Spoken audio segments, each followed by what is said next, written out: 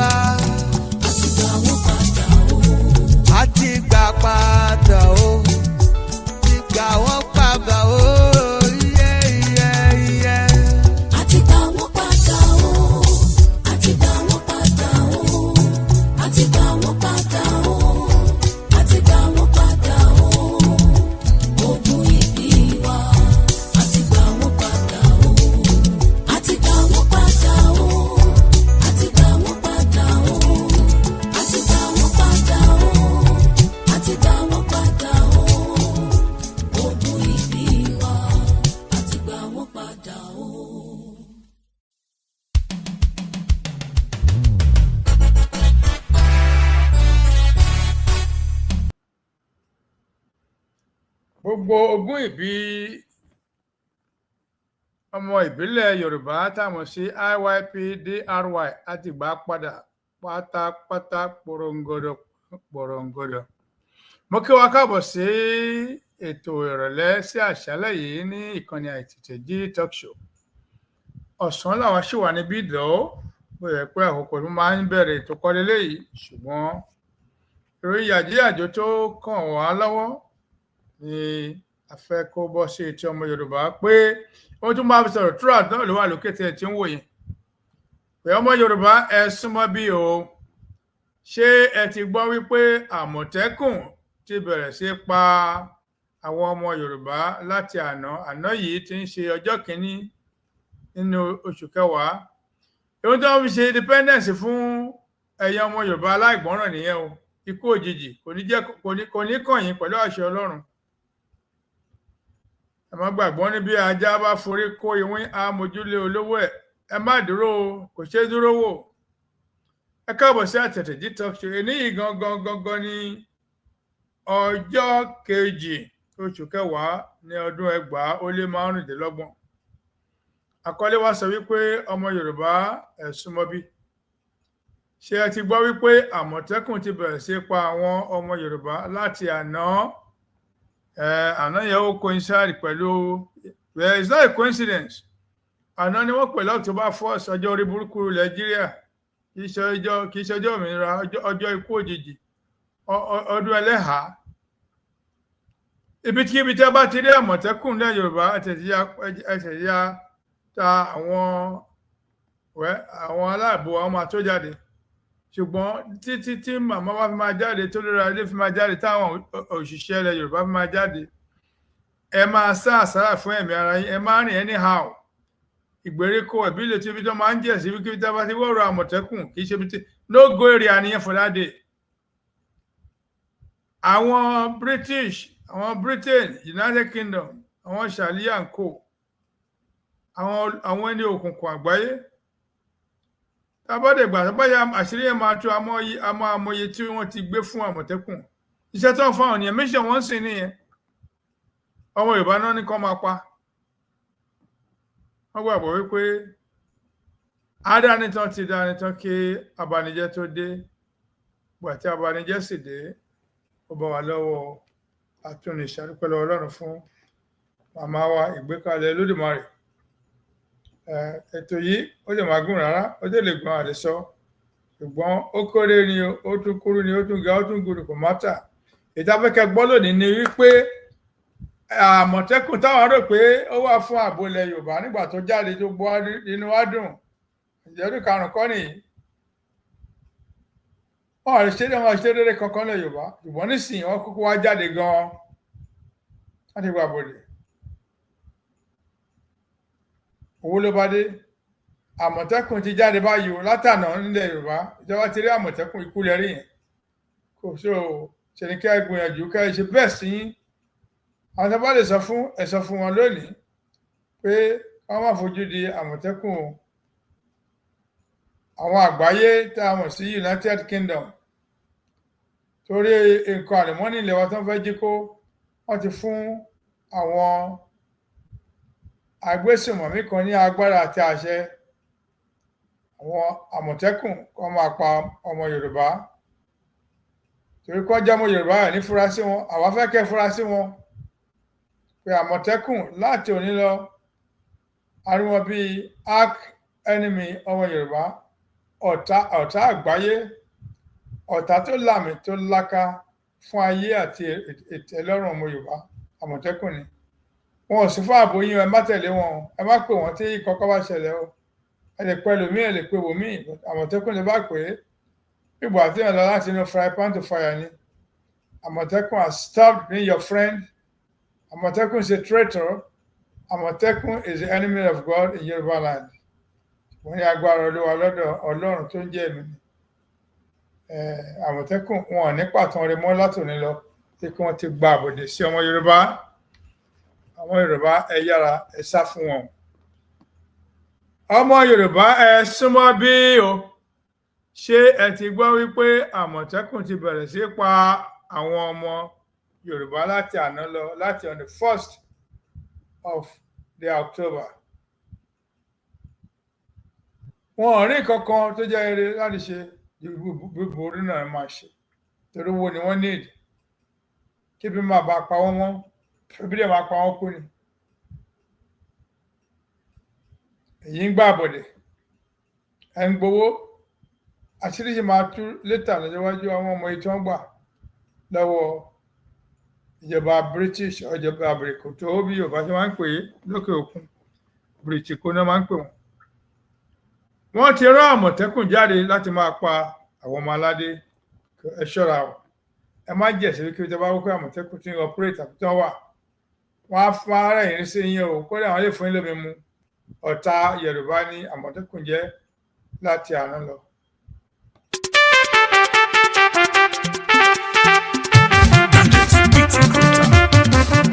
Agbẹ́gbẹ́ ojú ọmọ Yorùbá ti là.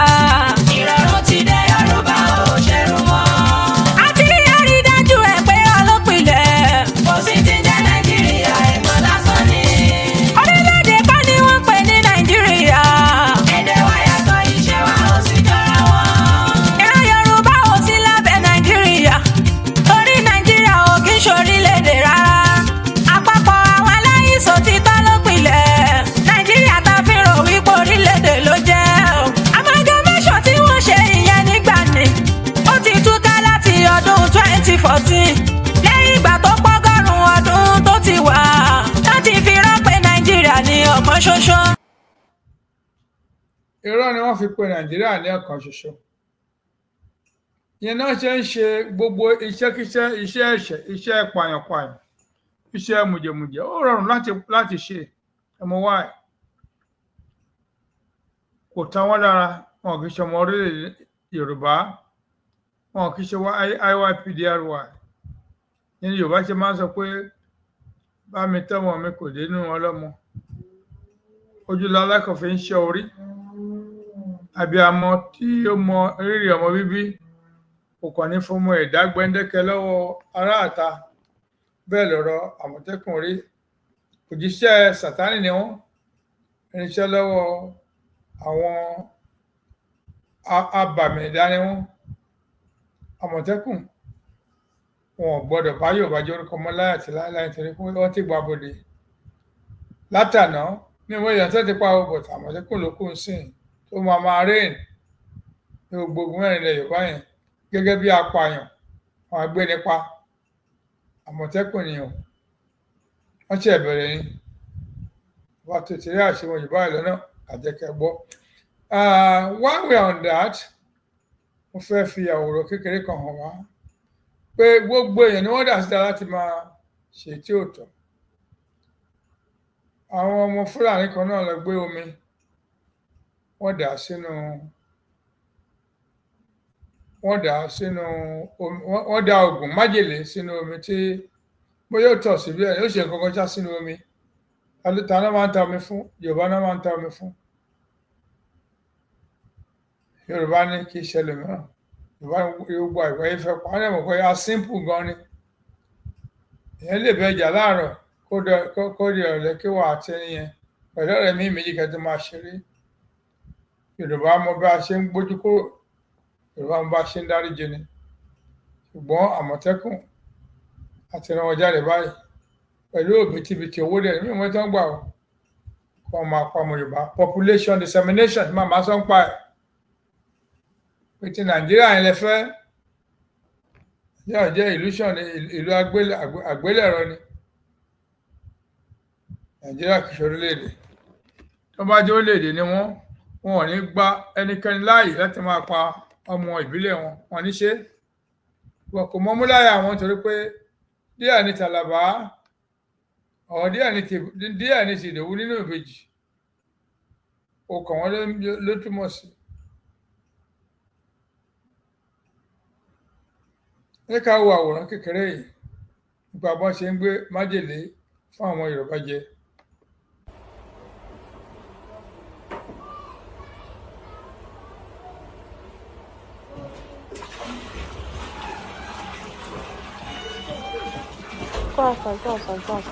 Video me and drop us. Business. They are saying they do business. They are saying that you drink your water. You go drink and finish today. No. Make drinker. Make the kind of don't give community now.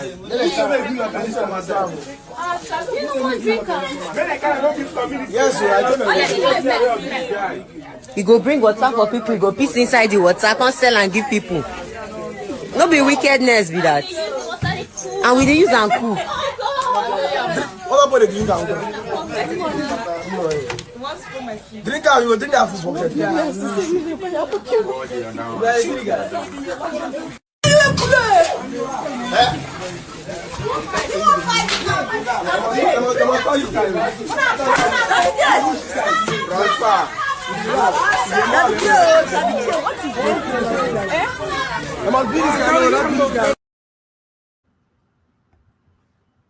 Òun náà lọ ṣeré yẹn pé gbogbo ọ̀nà tí wọ́n bá tó gbogbo ọ̀nà ni wọ́n ń gbà láti fi gbógun ti ọmọ Yorùbá, ṣùgbọ́n a dúpẹ́ fún àṣírí wọn tó ń tú. Èyí tó ṣe pàtàkì lónìí lọ́wọ́lọ́wọ́ yìí ni pé Àmọ̀tẹ́kùn tí ẹ̀yin pè ní aláàbò ẹ̀ṣọ́ ilẹ̀ Yorùbá nígbà kan rí, wọ́n lè ṣe gbéra síta náà bẹ́ẹ̀ ni pé wọ́n jẹ́ aláàbò ẹ̀ṣọ́ ọmọ Yorùbá, ṣùgbọ́n afikúpani ni wọ́n. Ẹ má sún mọ́ Àmọ̀tẹ́kùn rárá ní gbogbo ọ̀nà kọrin kẹ́ ẹ máa sá fún wọn ni.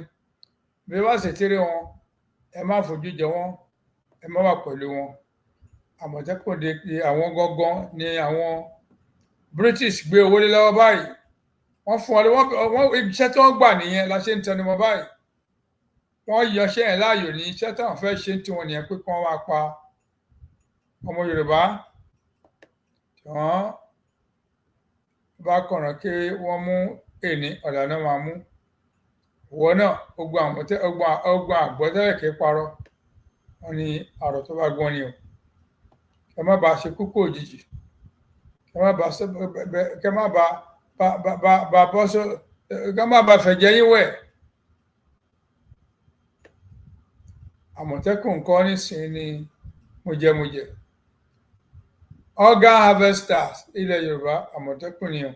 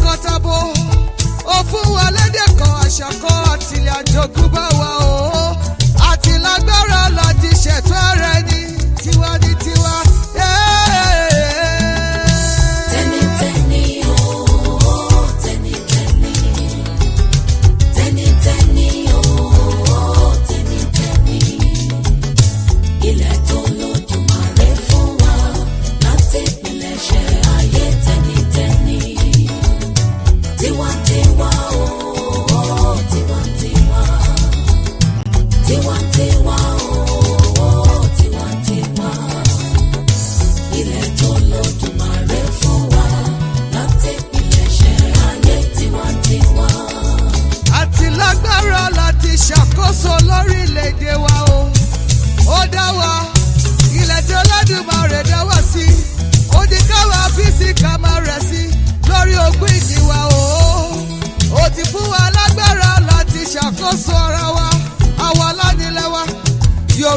tún ṣẹ̀rù mọ́. Tẹ́nitẹ́ni ooo, tẹ́nitẹ́ni. Tẹ́nitẹ́ni ooo, tẹ́nitẹ́ni. Ilẹ̀ tó lódùmarè fún wa láti ìpilẹ̀ṣẹ̀ ayé tẹ́nitẹ́ni.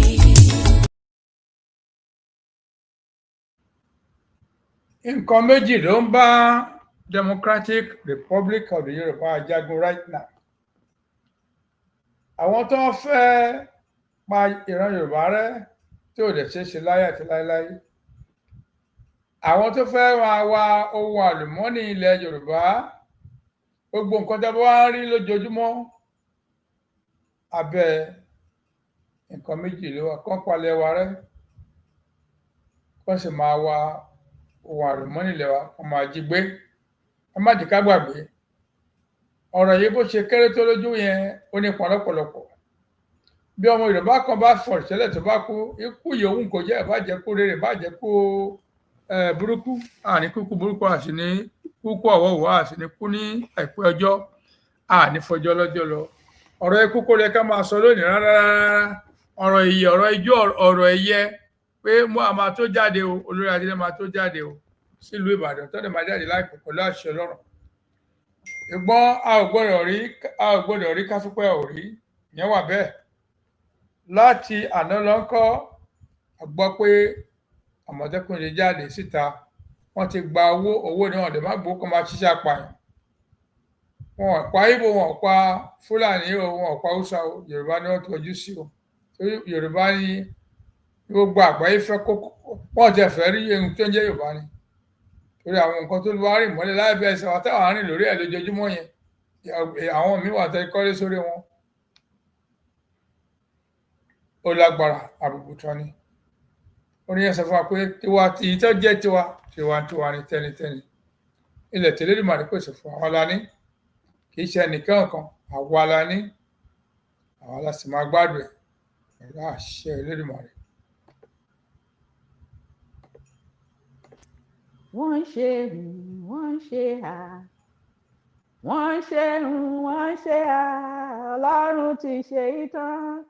Ẹlẹ́gan ló ti kú dànù, ó ti kú dànù sí iná jó pa. Ìṣe pẹ́ tẹ ẹlẹ́gàn ló ṣòro, ẹlẹ́gàn ti kú ni. Wọ́n ń ṣe wọ́n ń ṣe wọ́n ń ṣe wọ́n ń ṣe Ọlọ́run ti ṣe ìtàn. Ẹlẹ́gàn ti parun. Ayọ̀ wá dé, ayọ̀ ayọ̀ ayọ̀ wá káàbọ̀, ayọ̀ wá wọlé dé. Ayọ̀ wá ti dé o, ayọ̀ ayọ̀ ayọ̀ wá káàbọ̀, ayọ̀ wá wọlé dé o. Ire wá ti dé o, ire ayọ̀ ire wá káàbọ̀, ire wá wọlé dé o. Ayọ̀ wá ti dé o, ayọ̀ ayọ̀ ayọ̀ wá káàbọ̀, ayọ̀ wá wọlé dé o. Wá sí DIYTIYP, bàbá tí mú lè rí iṣẹ́ o. Wá sí DIYTIYP, bàbá tí mú lè rí iṣẹ́ o. Ìlérí ayọ̀, ìlérí ògo, ìlérí ìgbàlà, ìlérí ìyanu, ìlérí ayọ̀, ìlérí ògo, ìlérí ìgbàlà, ìlérí ìyanu. Wá sí DIYTIYP, bàbá tí mú lè rí iṣẹ́ o. Wá sí DIYTIYP, bàbá tí mú lè rí iṣẹ́ o. Ìlérí ayọ̀, ìlérí ògo, ìlérí ìgbàlà, ìlérí ìyanu. Kábíyèsí o. Wá sí DIYTIYP, bàbá tí mú lè rí iṣẹ́ o. Wá sí DIYTIYP, bàbá tí mú lè rí iṣẹ́ o. Ìlérí ayọ̀, ìlérí ògo, ìlérí ìgbàlà, ìlérí ìyanu. Ó ṣe rí ni ẹ kò yí padà. Gbogbo ọmọ aládé, mo kí wa o, ẹ káalẹ́, ẹ kú ìrọ̀lẹ́, ẹ káàsán, ẹ sì kú òwúrọ̀ ní ìbámu pẹ̀lú àkókò ibi ìyówù tí kó wa wá ti ń gbọ́ mi. Yorùbá bọ̀ wọ́n ní fọ̀rẹ́ rẹ̀ hàn mí kí n sọ̀rọ̀ èèyàn tó jẹ́. Ohun tó bí òwe yìí ni tàwọn orílẹ̀-èdè kan lágbàáyé tí wọ́n tún bá Nàìjíríà ṣàṣepọ̀ pẹ̀lú gbogbo bí nǹkan ṣe ń lọ lọ́wọ́lọ́wọ́ báyìí. Lẹ́yìn ìgbà tá a ti ké gbàjarè fáwọn orílẹ̀-èdè àgbáyé káàkiri, tá a ṣe gbada lórí èṣù, tá a jẹ́ kí wọ́n mọ̀ pé Nàìjíríà kì í ṣe orílẹ̀-èdè bí kò ṣe àkójọpọ̀ ìdánilọ́pọlọrú, ètò ìmúnisìn, ètò awúrúju, ìdálórúkọ̀mọ́sàpà. Bẹ́ẹ̀ ni ìsọkúsọ ní pípe Nàìjíríà lórílẹ̀-èdè. Ìyàlẹ́nu ló wá jẹ́ láti rí àwọn orílẹ̀-èdè kan lágbàáyé tí ó tún ṣàṣepọ̀ pẹ̀lú Nàìjíríà. Nídìí èyí, ìgbàgbọ́ ọ̀pọ̀lọpọ̀ ni pé gbogbo orílẹ̀-èdè tí bá ń bá Nàìjíríà ṣàṣepọ̀ ni wọ́n ń jẹ nídìí ìbàjẹ́, wọ́n ń jẹ nídìí mọ̀dàrú, wọ́n ń bá mọ̀dàrú dòwò pọ̀. Ṣé èèyàn bí ahun ní ra ohun he? Ẹ wádìí irú orílẹ̀-èdè bẹ́ẹ̀ wò, ẹ ó rí i pé ìwà burúkú kan náà tó wà lọ́wọ́ àwọn adarí Nàìjíríà ló wà lọ́wọ́ àwọn adarí irú orílẹ̀-èdè bẹ́ẹ̀. Wọ́n kúkú mọ òtítọ́ ọ̀rọ̀ o, ṣùgbọ́n ojú kòkòrò wọn ni kò jẹ́ kí wọ́n ó gbọ́n. Ẹ̀yin orílẹ̀-èdè àgbáyé, ẹ má pẹ̀lú ọ̀bọ jẹko, ẹ má bá Nàìjíríà ṣàṣepọ̀ mọ́. Orílẹ̀-èdè Yorùbá Democratic Republic of the Yorùbá DRY ti dúró. Ó ti kúrò lára Nàìjíríà pátápátá. Nàìjíríà ìlú tí wọ́n fẹ̀tàn kójọpọ̀. Nítorí náà, ẹ dúró ti òtítọ́. Ẹ máa sọ òtítọ́. Ẹ jẹ́ ká mọ̀ yín mọ òtítọ́. Orílẹ̀-èdè yín yóò sì ṣe rere. Ìbùkún ni fún Democratic Republic of the Yorùbá DRY. Lẹ́yìn Ọlọ́run Olódùmarè, Yorùbá lákọ̀ọ́kọ́. Gbogbo ọmọ aládé, ẹ kú ìkàlẹ̀. Mo kí gbogbo àwọn ọmọ aládé níbi gbogbo tí a wà jákèjádò àgbáyé pé a kú ìfojúsọ́nà, a kú ìmúrasílẹ̀ fún àwọn alákòóso IYPT DRY ní wíwọ oríkò ilé iṣẹ́ wa méjèèje ti Democratic Republic of the Yorùbá. Gẹ́gẹ́ bí màmá wa Ògo Adúláwọ̀ MOA ti sọ pé ọdún tí a wà nínú rẹ̀ yìí, 2025 yìí ní gbangba yóò dẹkùn tí kedere yóò sì bẹ̀ẹ́ wò. Àwọn alákòóso IYPT DRY yóò wọ oríkò ilé iṣẹ́ wa méjèèje lọ tògótògó láti mú ohun gbogbo bọ̀ sípò bíi ti ìgbà ìwáṣẹ̀ wá. Kí eku máa ké bí eku, kí ẹyẹ máa ké bí ẹyẹ, kí ọmọ ènìyàn máa fọhùn bí ọmọ ènìyàn, tí gbogbo àwọn ọmọ aládé yóò sì máa gbáyìn bí èèrà inú ṣúgà, tí a ó rí ògo wa lò láìsí ìbẹ̀rù, láìsí ìfòyà, láìsí ìdíwọ́ àti ìdènà, tí a ó bọ́ lọ́wọ́ àwọn amúnisìn ti ìta àti ti inú ilé, àwọn àgbà ìkà, àwọn ọ̀bàyéjẹ́, àwọn ọ̀dàlẹ̀, àwọn ọ̀tá ìran. Wá yà mí lẹ́nu pé à ń kì í, à ń sà á. Àwọn IYP kan tún béèrè wípé ọdẹ ló kú ni àbí àgbẹ̀. Wọ́n lójú wọn kò ríran, wọ́n létí wọn kò gbọ́ràn, wọ́n ní ọpọlọ wọn kò rorí. Ọpọlọ ìrà á ṣiṣẹ́ ju tiwọn lọ. Àbájọ tíwèé mímọ́ sọ wípé àwọn ènìyàn mi ń ṣègbé nítorí àìní ìmọ̀. Ọ̀pọ̀ ọmọ IYP DRY wá dàbí ìjòyè ẹni lára ẹni tí ọba fi ara tì tó sọ pé bí Ọlọ́run bá tilẹ̀ sí fèrèsé ní ọ̀run, kò ṣeé ṣe kí oúnjẹ pọ̀ ní ìlú Samaria níwòyí ọ̀la, ṣùgbọ́n ó rí i kò jẹ nínú rẹ̀. Wọ́n tẹ̀ ẹ́ àtẹ̀pa ni. Kí ó má bàa wá rí bẹ́ẹ̀ fún ẹnikẹ́ni nínú àwọn ojúlówó IYP ti DRY, tún èrò inú rẹ̀ pa. Kí o gbà fún Ọlọ́run, kí o gbà fún MOA, kí o má bàa di àtẹ̀mọ́lẹ̀ pa. Ní báyìí, ìyá wa MOA ti gbé ọkọ̀ IYP ti DRY kalẹ̀, ọkọ̀ oríire, ọkọ̀ ìgbàlà, kúrò nínú ìṣẹ́ ọjọ́ pípẹ́, òṣì ìrandíran, òṣì àtẹ̀yìnwá, kúrò nínú ìyà, àìríléèwé lọ, àìrí bá ti ṣe, àìrọ́nà gbégbà ó ti gbé ọkọ̀ yìí kalẹ̀ báyìí o.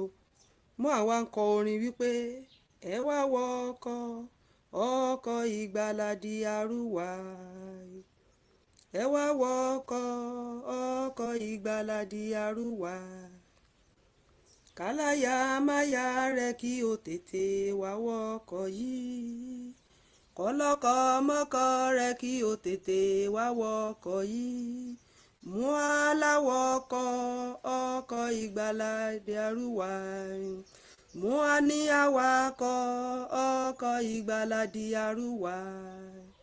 ẹ gbọ́ bí ojúlówó ọmọ IYP di Arúwà bí o bá ń gbọ́ gbégbégbé bí o bá bá wa gbé à ń gbé sí ẹ̀yìnkùlé rẹ̀, bí a bá sì wá gbé sí ẹ̀yìnkùlé rẹ̀ ó léwu o. nítorí náà kí IYP kọ̀ọ̀kan tara ṣàṣà lọ fi orúkọ sílẹ̀ àti iṣẹ́ tí o fẹ́ ṣe kí ó tó di pé àwọn aṣojú wa yóò wọ oríkò iléeṣẹ́ wa gbogbo lọ. mo ní kí n rán wa létí pé ìṣàkóso ti di Arúwà yàtọ̀ pátápátá gbáà sí ti ìlú awúrúju tí wọ́n ń pè ní Nàìjíríà, tó jẹ́ wípé ó gbọ́dọ̀ mọ olóṣèlú kan tàbí kí o ṣetán láti sanwó àbẹ̀tẹ́lẹ̀ kí o tó lè rí iṣẹ́ ṣe. ní ti di Arúwà kò rí bẹ́ẹ̀ rárá, ìrọ̀rùn ló bá dé. lẹ́yìn Ọlọ́run ọmọ Yorùbá ni àkọ́kọ́. nítorí náà má ṣe fi òní dá ọ̀la, ọ̀la lè pẹ́ jù fún ọ. tètè ṣe ohun tí ó yẹ kí o ṣe. rántí pé ẹbọ àbámọ̀ kò ṣeé rú. ọkọ̀ di Arúwà wà fún ọ. jẹ́ ọ̀kan lára àwa olóríire àkọ́kọ́. ọmọ aládé àyè ọpẹ́ ti yọ.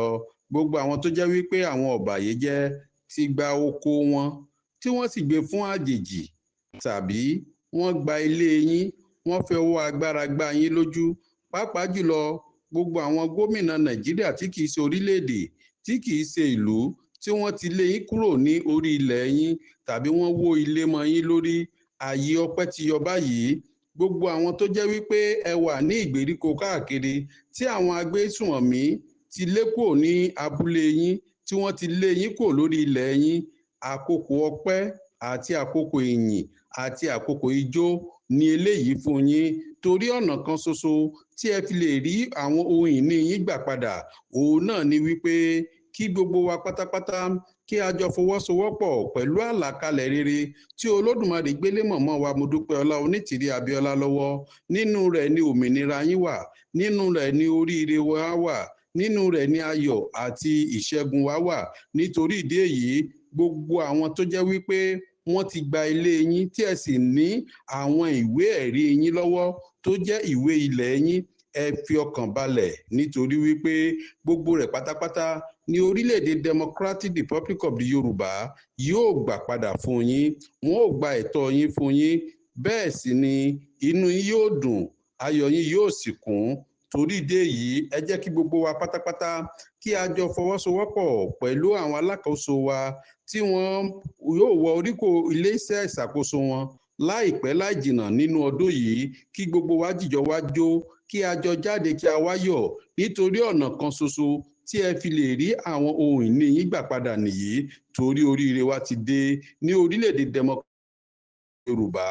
oríire mi ti dé, ìwọ ńkọ́? ìbùkún ni fún Democratic Republic of the Yorùbá DRY. lẹ́yìn Ọlọ́run olódùmarè, Yorùbá ni àkọ́kọ́.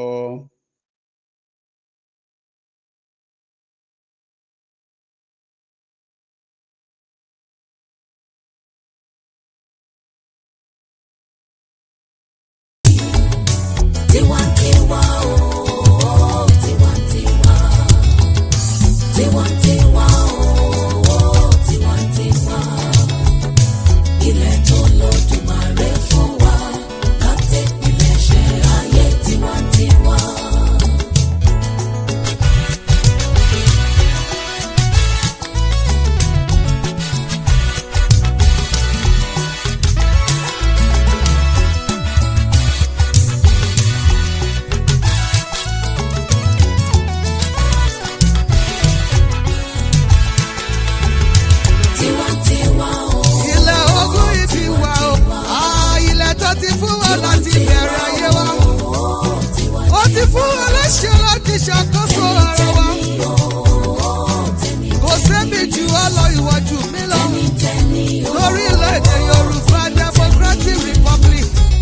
Yorùbá. Kò sẹ́mi jù ọ́ lọ, ìbí òjù bí lọ.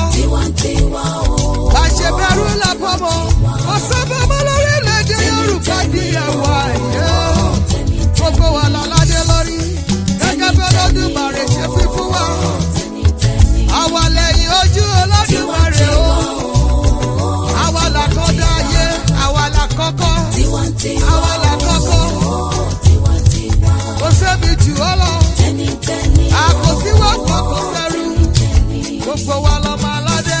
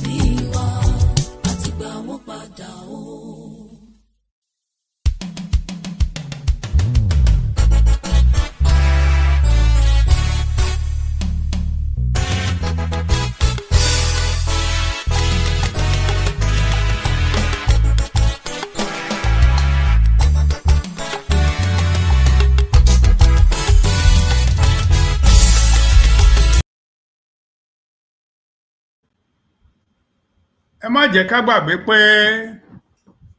ẹgbẹ́ Àmọ̀tẹ́kùn tó yẹ kó jẹ́ ààbò àti oore àti àánú fún orílẹ̀-èdè Yorùbá láti gba ayé kí lórúkọ gómìnà wọn tó jáde láyé, mo ti gbàgbé orúkọ ẹ̀,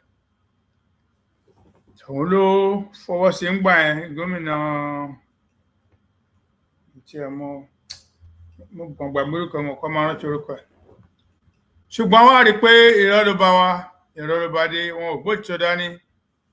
Akérédolú, Governor Akérédolú, ṣé Ọ̀ṣun state ni àbí Ọ̀yọ́ state? Kì í ṣe Ọ̀yọ́ state. Gbogbo wa la kíra wa kú oríire pé wow, ó lágbára. Ṣùgbọ́n lónìí yìí, of course wọn fìgbà kan ṣe ààbò ilẹ̀ Yorùbá rárá nítorí pé Fúlàní gba agbára lọ́wọ́ wọn. Wọ́n pa wọ́n láṣẹ pé no, ẹ gbọ́dọ̀ gbé jáde. Wọ́n dẹ̀ wọlẹ̀ bí àrá lóòótọ́ torí pé Fúlàní lórí wọn. Fúlàní àtọ̀húnrèwá, èyí tí Fúlàní dé gbogbo ilẹ̀ Nàìjíríà yẹn kò tí ju 250 years lọ, kò tí kò 300.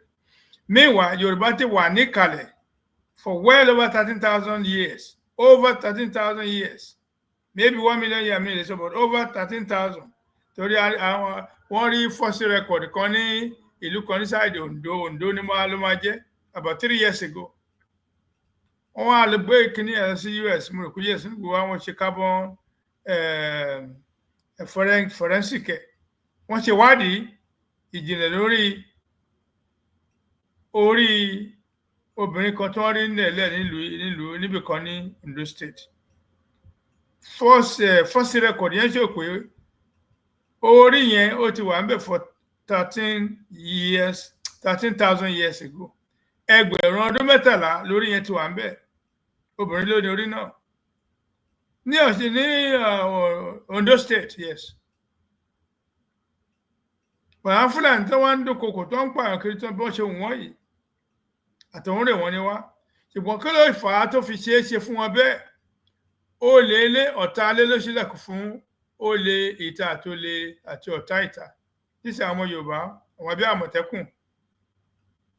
No wonder ìgbà tí ọ̀gá ọlọ́pàá àwọn ọlọ́pàá mùjẹ̀mùjẹ̀ wọ́n máa ń gbá Àmọ̀tẹ́kùn létí ṣeré, wọ́n máa ń nà wọ́n ní pọ̀pá ṣeré ni. Ṣé wọ́n ṣe wọ́n bí gbákòlẹ̀ bí ọmọ ọ̀dọ̀. Ìyẹn ló jẹ́ ká ti mọ̀ pé bọ́n bá tẹ̀lé àwọn àbí wọn ṣe wọn jẹ́ nǹkan kan. Ọmọ Yorùbá náà máa ń halẹ̀ mọ́ káàkiri. Ẹgbẹ́ olórí burúkú ni wọ́n. Àwọn Àmọ̀tẹ́kùn yẹn nísìnyí là ń sọ fún wa pé ìròyìn tẹ̀ wá lọ́wọ́ oníkọ́mọ́kọ́mọ́ ní yàjóyàjó, ìròyìn tí ò tí ì tutù ni. Ṣé ẹ jẹ́ kó kárí ilé o, jẹ́ kó dá ọ̀dọ̀ àwọn ẹbí yín o. Ẹ má take for granted. Nǹkan kan ṣe fẹ́ lọ pé Àmọ̀tẹ́kùn, àwọn tó máa gbẹ̀mí lẹ́nu yín náà lọ́pọ̀ yẹn. Ẹ má pe Àmọ̀tẹ́kùn rárá. Tó bá kan Àmọ̀tẹ́kùn ẹ pé orílẹ̀-èdè Adélé bẹ́ẹ̀ ni wọn ò lè sú àwọn kẹ́ máa bèrè ọ̀rọ̀, wọn ò lè sú wọn láì fojú jẹ ọmọ Yorùbá. Wọ́n lé wúrẹ̀ léwọ̀n ṣọ́ máa àgùntàn ló ní ìyá wọn òbí dúdú. Ọmọ Yorùbá etí rẹ̀ mélòó? Ọmọ Yorùbá ẹ súnmọ́ bí. Ṣé ẹ ti gbọ́ wípé Àmọ̀tẹ́kùn ti bẹ̀rẹ̀ sí í pa àwọn ọmọ Yorùbá láti àná? Bóyá gbọ́ bóyá ẹ̀gbọ́ rẹ̀ ó ṣe pàtàkì kẹ́ gbọ́. Wọ́n sọ nípa ọba ńlá, wọ́n sọ nípa àwọn ìletò kéréje àti ńláńlá ní Kwara, ní Ọ̀yọ́ state, l'Ọ̀ṣun state, even Lagos state, wọ́n pààyàn bẹ́ẹ̀. Èèyàn pọ̀ ní gbogbo nílẹ̀ Yorùbá yẹn pọ̀ gan. Wọ́n pa wọ́n bí adìẹ àgbébọ̀. Kò sẹ́ni tó máa fi tó bá kàn ló mọ̀ pé èèyàn ti jáde láyé. Torí pé Àmọ̀tẹ́kùn tó wá gbaṣẹ́ èèyàn fi ṣẹlẹ̀ ń sìn bí iṣẹ́ àríjú kọ́ sáwọn ọmọ Yorùbá balẹ̀. Ó ṣe wọ́n lè wá ẹ̀sùn kan sí ẹlẹ́sẹ̀. Táwọn Àmọ̀tẹ́kùn bá tún ti dára dúró tán láwọn ọlọ́pàá àbìkan àwọn ọ̀pẹ ọ̀gá ẹ tẹ̀lé mi. Kí ni ibi tí ojú ti táyé?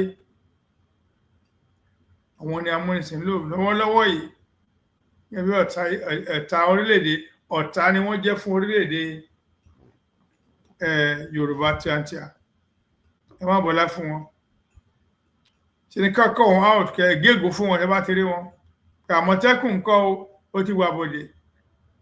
Ẹni tó bá lè dá rẹ̀ á bá ilẹ̀ lọ dandan ni. It's a must, gàrà tó ṣùwọ̀n ni.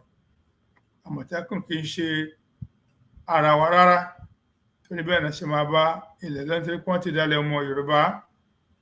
Àmọ̀tẹ́kùn gángan ní orílẹ̀-èdè United Kingdom ní wọ́n rán síta báyìí lọ́wọ́lọ́wọ́ nílẹ̀ Yorùbá called deliberately and literally, intentionally, even publicly reducing Yorùbá population.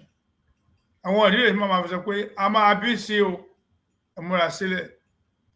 Orílẹ̀-èdè Yorùbá kájú ẹ̀. ẹ máa bí ṣe máa rẹ̀ sí kẹ́ máa gbáyìn lórí ayé tí wọ́n ti pa nísìnyí bàtí wọn bá lè gbọ́dọ̀ ẹ̀bùrú wọ́n fẹ́ fi ìgbójú ṣe wọ́n lóbìnrin pa lóde ó fi ìgbójú wọlé ẹ wá ló tún kọta Àmọ̀tẹ́kùn pé ká máa gé ọmọ Yorùbá lórí ìtòtúmọ̀ pé ayé àwọn Àmọ̀tẹ́kùn gan ìwọ̀n ti bàjẹ́ pátápátá. Tẹ́nitẹ́ni ooo tẹ́nitẹ́ni ilẹ̀ tó lódùmarè fún wa láti ìpilẹ̀ṣẹ̀ ayé tẹ́nitẹ́ni tiwantiwa ooo tiwantiwa tiwantiwa ooo tiwantiwa ilẹ̀ tó lódùmarè fún wa láti ìpilẹ̀ṣẹ̀ ayé tiwantiwa. Tẹ́nitẹ́ni ooo tẹ́nitẹ́ni ilé ẹni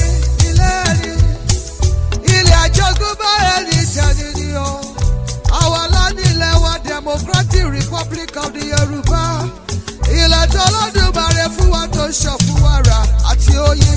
Tẹ́nitẹ́ni ooo tẹ́nitẹ́ni tẹ́nitẹ́ni ooo tẹ́nitẹ́ni ilẹ̀ tó lódùmarè fún wa láti ìpilẹ̀ṣẹ̀ ayé tẹ́nitẹ́ni tiwantiwa ooo tiwantiwa tiwantiwa ooo tiwantiwa ilẹ̀ tó lódùmarè fún wa láti ìpilẹ̀ṣẹ̀ ayé tiwantiwa. Elédùmarè ti dá wa lọ́mọ Yorùbá sórílẹ̀-èdè Yorùbá gẹ́gẹ́ bó ṣe dáwọ́ ẹ̀yà mìíràn sórílẹ̀-èdè wọn o. Ó dá wa ní takọtabo ó fún wa lédè kan àṣà kan àtìlẹ̀ àjogúnbá wa o àti lágbára láti ṣètò ara ẹni tiwa ní tiwa. Tẹ́nitẹ́ni ooo tẹ́nitẹ́ni tẹ́nitẹ́ni ooo tẹ́nitẹ́ni ilẹ̀ tó lódùmarè fún wa láti ìpilẹ̀ṣẹ̀ ayé tẹ́nitẹ́ni. ìdí tí a gbọ́dọ̀ fi kébù sí kásìké gbàǹjarè ni pé kí wọ́n máa fi kú pa ọmọ Yorùbá kí wọ́n lè gba ilẹ̀ tí Elédùmarè fi lé wa lọ́wọ́ tó fi dá wa lọ́lá ni ilẹ̀ nìkan ló jẹ́ ogún àbáláyé gbogbo ètò kò máa làágùn fún máa ṣiṣẹ́ fún ni ilẹ̀ àbámbẹ̀ ni Olúwa mọ̀ dá àwọn nǹkan síbì kan gbogbo ẹgbà ẹ máa gbádùn ẹ máa lò ó ilẹ̀ Yorùbá ló ń jẹ́ bẹ́ẹ̀ ohun àlùmọ́nì ilẹ̀ ó pọ̀ rẹpẹtẹ. Ẹ jẹ́ ká gbọ́ nípa àwọn tó ṣojú ẹ̀bùn àti wọ́n pa bàbá Bọ́lá Ìgè ṣùgbọ́n gbogbo ẹ̀ náà ló jọra wọn tó bá jẹ́ ọmọ Yorùbá sá máa pa wọ́n kò sí nǹkan tó ń ṣẹlẹ̀ àbí wọn gbogbo àwọn tó pa ta ni wọ́n pè sákìyèsí ta ni wọ́n mú ta ni wọ́n gbé sọ́gbà ẹ̀wọ̀n kò sí rárá torí pé kò sí bàbá nílẹ̀ Yorùbá kò sí adarí nílẹ̀ Yorùbá ṣùgbọ́n àdúgbò Ọlọ́run pé a ní adarí a ní màmá wa ní adarí Yorùbá ní orílẹ̀-èdè Democratic Republic of the Yoruba. Jẹ́ ká gbọ́ àwọn àlàyé tí wọ́n ṣe nípa bí wọ́n ṣe gbẹ̀mí Bọ́lá Ìgè. This is the ancient city of Ibadan, and Chief James Ajibola Idowu has just arrived here for his daughter's birthday and his usual Christmas rituals. About 24 hours later, he was assassinated in a murder that has remained unsolved to this day. This is the story of the last 24 hours of Chief Bola Ige, Nigeria's former Minister of Justice and Attorney General of the Federation. Hello and welcome to this edition of Hispo Media. My name is Gabriel Adidia. Please come with me on this gripping episode. In the evening hours of Saturday, December 22nd, 2001, 24 hours before his assassination, Chief Bola Ige and his son, architect Muyiwa Ige, had outlined their itinerary for the next day. One of the first activities for the next day, Sunday 23rd December, was to attend Holy Communion Mass at a nearby church. The second activity was a planned trip to Esauke as part of his Christmas schedule. It has been so eventful as Chief Bolaige had traveled to the United States and returned. Investiture was a few days before, and his daughter's birthday was on the 22nd. So he wanted to be in Ibadan to wish his daughter a happy birthday at least. Meanwhile, all this happened much after the cap removal incidents at Ife. Come back to that shortly.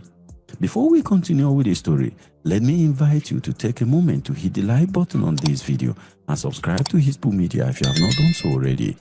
It will go a long way to help us create more videos. Thank you. To accompany him for the day's activity, Bolaige invited his son architect Muyiwa Ige to come with him. In the early hours of Sunday, December 2001, Muyiwa arrived at his father's residence well prepared for the communion mass and the rest of the day's activities. However, his father needed some rest and could not go with him to church. Muyiwa went to church alone and returned few hours later. About 9:45 a.m. precisely, Muyiwa was back from church. On his arrival, his father announced a change of plans. Instead of Esauke, he now decided to go to Lagos to pick up his older brother, George Ige.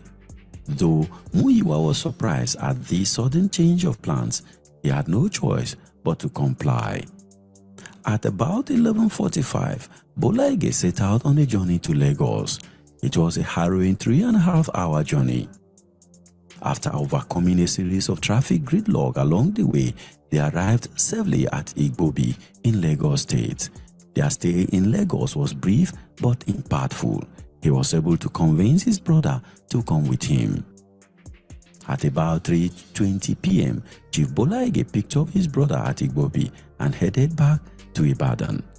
After another 3.5-hour drive under the Lagos traffic in Ibadan. Throughout the journey to Lagos and back, Chief Bolaige's convoy was accompanied by security men, 3 of whom were armed, including the DSS officers. He had no premonition that something unthinkable was about to happen. But while on this journey, something unusual. The chief detail, a DSS officer, was constantly on the phone giving to certain people about their movement. Whether this was a usual routine or not is not clear, but Muyiwa was not comfortable with the calls and had to intervene at some point. He questioned the DSS officer, "Why are you on the phone telling everybody where we are going? If there is anything, we are going to Esauke." According to him, I later find out that there were some hanky-panky going on. Back in Ibadan, his first point of call was his elder brother's residence. From there, they were on their way to Oluyoro Hospital to check in his older brother, George. Mr. George Ige was suffering from what was believed to be cancer and needed medical attention. Unfortunately, Pa George Ige died in January 2002. By 7 p.m. in the evening, Chief Bolaige was on his way home after checking his brother in at the Catholic hospital. The journey this time was short and smooth compared to their trip from Lagos. But here is the tricky part. As they were approaching his home around 8 p.m., they discovered something really interesting. The police security officers were supposed to take over the night shift at the residence of the revered legal luminary did not report to work. However, those who had finished their afternoon shift were still there, waiting to be replaced by their colleagues, who never showed up until tragedy struck. But because Chief Bolaige was the kind of person who never had any score to settle with anyone, at least so he thought, he did not take this seriously. No one, including Chief Bolaige himself, suspected any foul play in the shocking absence of the police officers at their duty post. Meanwhile, since it was Christmas season, he had prepared Christmas package for each of his staff and was expecting the security officers to receive theirs when they showed up at work. But that did not happen, as tragedy struck shortly after. Speaking in an interview on Edmond Obilo's Face on YouTube, linked in the description, architect Muyiwa Ige had this to say. As we were driving, pulling into the house, the Bodija police security personnel, they were detailed to the residents, 2 of them, were not there. I observed that and I was like, it's almost 8 something. They're supposed to change the shift at 6. The ones in the morning, overnight to 6 p.m. were there. But the ones to take over didn't show up. So my dad said, okay, whenever they show up, they should let them know so they can get their Christmas present. Everybody gets a Christmas present from my father. So we went in.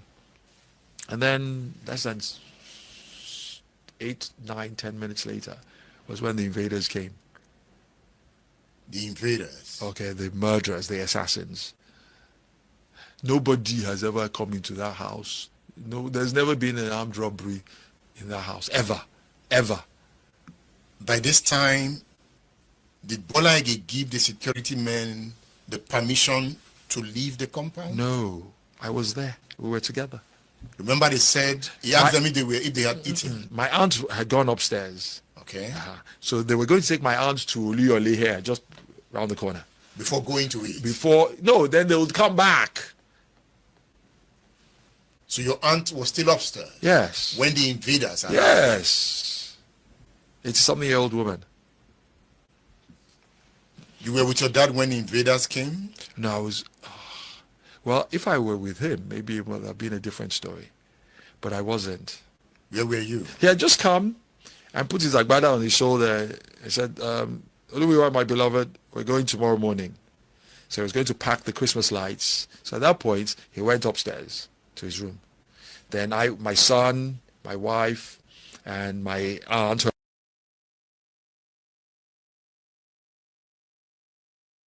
Ìkan nínú àwọn ọmọkùnrin tí ó ti ara Bọ́lá Ìgè fún ara ẹ̀ jáde ọmọ ẹ̀ nìyẹn ìkan ìgbà gbórúkọ ẹ̀ ẹ̀gbọ́n wọn dárúkọ àṣìgò.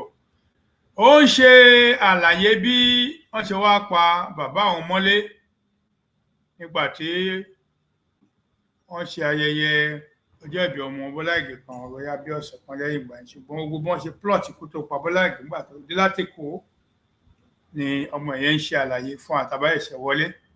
I just come back.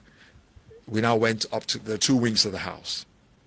And so sat, they asked her if she wanted anything to eat. They were getting ready to bring the amala. And then my son was playing with my wife was playing with my son, and then my mom was carrying. Anyway, everybody was just a lovely evening. Àlàyé tí ó ń ṣe ń bẹ́ẹ̀ ni pé àti wọ́n délé wọ́n kó bàbá wọn gba sọ́dọ̀ bàbá wọn kó lọ síbi táṣẹ máa ń wà. Bàbá ní ọyá kán kó oúnjẹ ṣẹlẹ̀. Àmọ́ wọ́n wà nílé ìwọ̀nba wọn lọ òkú yìí àti gbọ́njẹ sílẹ̀. Wọ́n ní Bọ́lá Ìgè yóò fẹ́ jẹ àmàlà. Láì mọ̀ pé àmàlà ìgbẹ̀yìn láyé òun tóun ní bá yóò bá jẹ bẹ́ẹ̀ mọ́ tóun ní jẹ ẹrú ẹ̀ mọ́ láyé lòun máa jẹ yẹn. Oúnjẹ tá a máa jẹ láìpẹ́ ọjọ́ wa tá à ní jẹ́ mímọ́ a ò máa ní bá wọn jẹ pẹ̀lú àṣẹ lọ́wọ́ Olódùmarè. So tí màmá mú àbá ń sọ̀rọ̀ fún wa yẹ ká máa gbọ́ a máa ń ṣe wa létí. Mo rí àwòrán kan nísìnyí ẹ jẹ́ ká parí eléyìí náà tí mo máa èmi gan ti rí àwòrán yẹn dáadáa mo ti rí l'Amẹ́ríkà tí mo wà mo ti rí mo lè kẹ́gbẹ̀njà rẹ̀ lẹ́sẹ̀kẹsẹ̀ mo tá a bá parí eléyìí màá wo àwòrán yẹn màá dẹ̀ sọ èrí tèmi náà lórí ẹ̀. Gbogbo ọ̀nà ẹtẹ́ ìwà tó ṣẹlẹ̀ ṣé wọ́n ń pààyàn ní ilẹ̀ Yorùbá yẹn ó ká wa lára lóòótọ́ àfẹ́ wọ́n ń pa wọn ní Amẹ́ríkà lọ́wọ́lọ́wọ́ as we speak ọ̀pọ̀lọpọ̀ dẹ̀ mọ̀ pé àwọn jẹ májèlé ni. Nígbà COVID-19 over 400,000 individuals lọ́ọ́ pa nílùú Amẹ́ríkà. Kódà mo mọ èèyàn méjì pásítọ̀ kan ìránṣẹ́ Ọlọ́run ó wà ní Pennsylvania àmì ní dárúkọ wọn COVID ló pa. Dẹ́ ọmọbìnrin kan wòlíì ní ìlú Húsìmí báyìí ló wà Yorùbá ní àwọn méjì tí mo mọ̀ yìí Yorùbá ní wọ́n lè jiyàn jẹ́jẹ́ wọ́n jẹ́ ẹni tí wọ́n lè pè wẹ́ wọ́n jẹ́ èèyàn mímọ́ mo gbàgbọ́ bẹ́ẹ̀ ìgbà tí kò jìjìdé kò máa fi wọ́n sílẹ̀ kò máa yà wọ́n sọ́tọ̀ torí ó bá ọgbà ayé lójijì àìpọ̀lọ̀ ọlọ́run pé ọ̀rọ̀ GMO yìí ó ti di àti ń gbọ́ dáadáa kò gbọ́dọ̀ ṣe ẹ́nìkà kò gbọ́dọ̀ ṣe mìíràn ní jàǹbá kò gbọ́dọ̀ dọ́dọ̀ wa. ká tẹ̀síwájú ká gbọ́ bí ṣe kú tó fẹsẹ̀ pa ikú Bọ́lá Ìgè. ọmọ yìí ló fẹ́ jẹ àmàlà gbogbo wọn máa jẹ àmàlà torí ẹbí ni wọn láì mọ̀ pé àmàlà kẹ́yìn ò ná fún Bọ́lá Ìgè jẹ lọ́jọ́ yẹn. Evening. And then my wife asked the nanny to bring my son's food. And then she went away. 3 minutes, 5 minutes, she hadn't come back. So she was calling Bumi, Bumi, and then she walked out of the room to towards the staircase. As she was walking, I just noticed that she did a stutter step. So you know how somebody who's walking and then just kind of jerks. So I'm like, okay, what in the world is going on? So I just dashed out of the room, like, what's happening? And then 2 guys came up the stairs, one with a pump action, the other with a pistol. And then corralled all of us into the room. And then I'm noticing that, we are bloody civilians in this place. Oh. Were they masked? No! We're bloody civilians in this place. Where are our own security people? How could anybody come in with a gun? Who? How? My father's house is a town hall, but it's a place where you can walk in and go to my father's bedroom. He'll talk to you. His house was a town hall. Every day, hundreds of people will come to the house just to meet with Uncle Bola. And so now all of a sudden, 2 guys in, not knowing if there were many outside, they cordoned us off into the room and then just realized that the security personnel were not here and my dad was isolated. What in the world is going on? Anyway, so they were ransacking stuff. They didn't touch me. And my mom said, God bless her soul. She sat up. I was talking to them. Hey, young mommy, they sent us to come and kill you. Don't kill anybody. What do you want? We don't have money, but take off your jewelry. They put everything on the bed. So the guy put the gun down. I was spread eagle on the bed. Everybody else was on the floor. And then my mom was sitting in a chair like this. And I'm thinking, grab the gun. Grab the gun. Chicago mentality. And as soon as the guy just came out of the bathroom. So if you move, damn. Then about maybe 20 seconds later, that was a long time. Just a boom, a gunshot. So when I heard that, I'm thinking, maybe there's the security people that were not with us that had gone to hide somewhere and they had engaged whoever came in. Now keep in mind, there were 2 with us, right? Then about 5 seconds later, the guy just said, Mopo, let's go. So locked us in. So I crawled to the phone, tried to use the phone. It's like, Daddy, what the hell's going on? You tried to use the phone? Yeah. So call the police now. So what happened to the phone? No, nothing happened to the phone. Well, eventually I tried to call, couldn't get anybody. Then did the phone ring at any other end? No, maybe they had cut it off or something. Because I tried, it's like one of these dial things. So then I heard my nephew just a few minutes later. So surreal. We're locked up. Everybody's on the floor. I'm on the bed. So I came down. I crawled to grab the phone to move it away.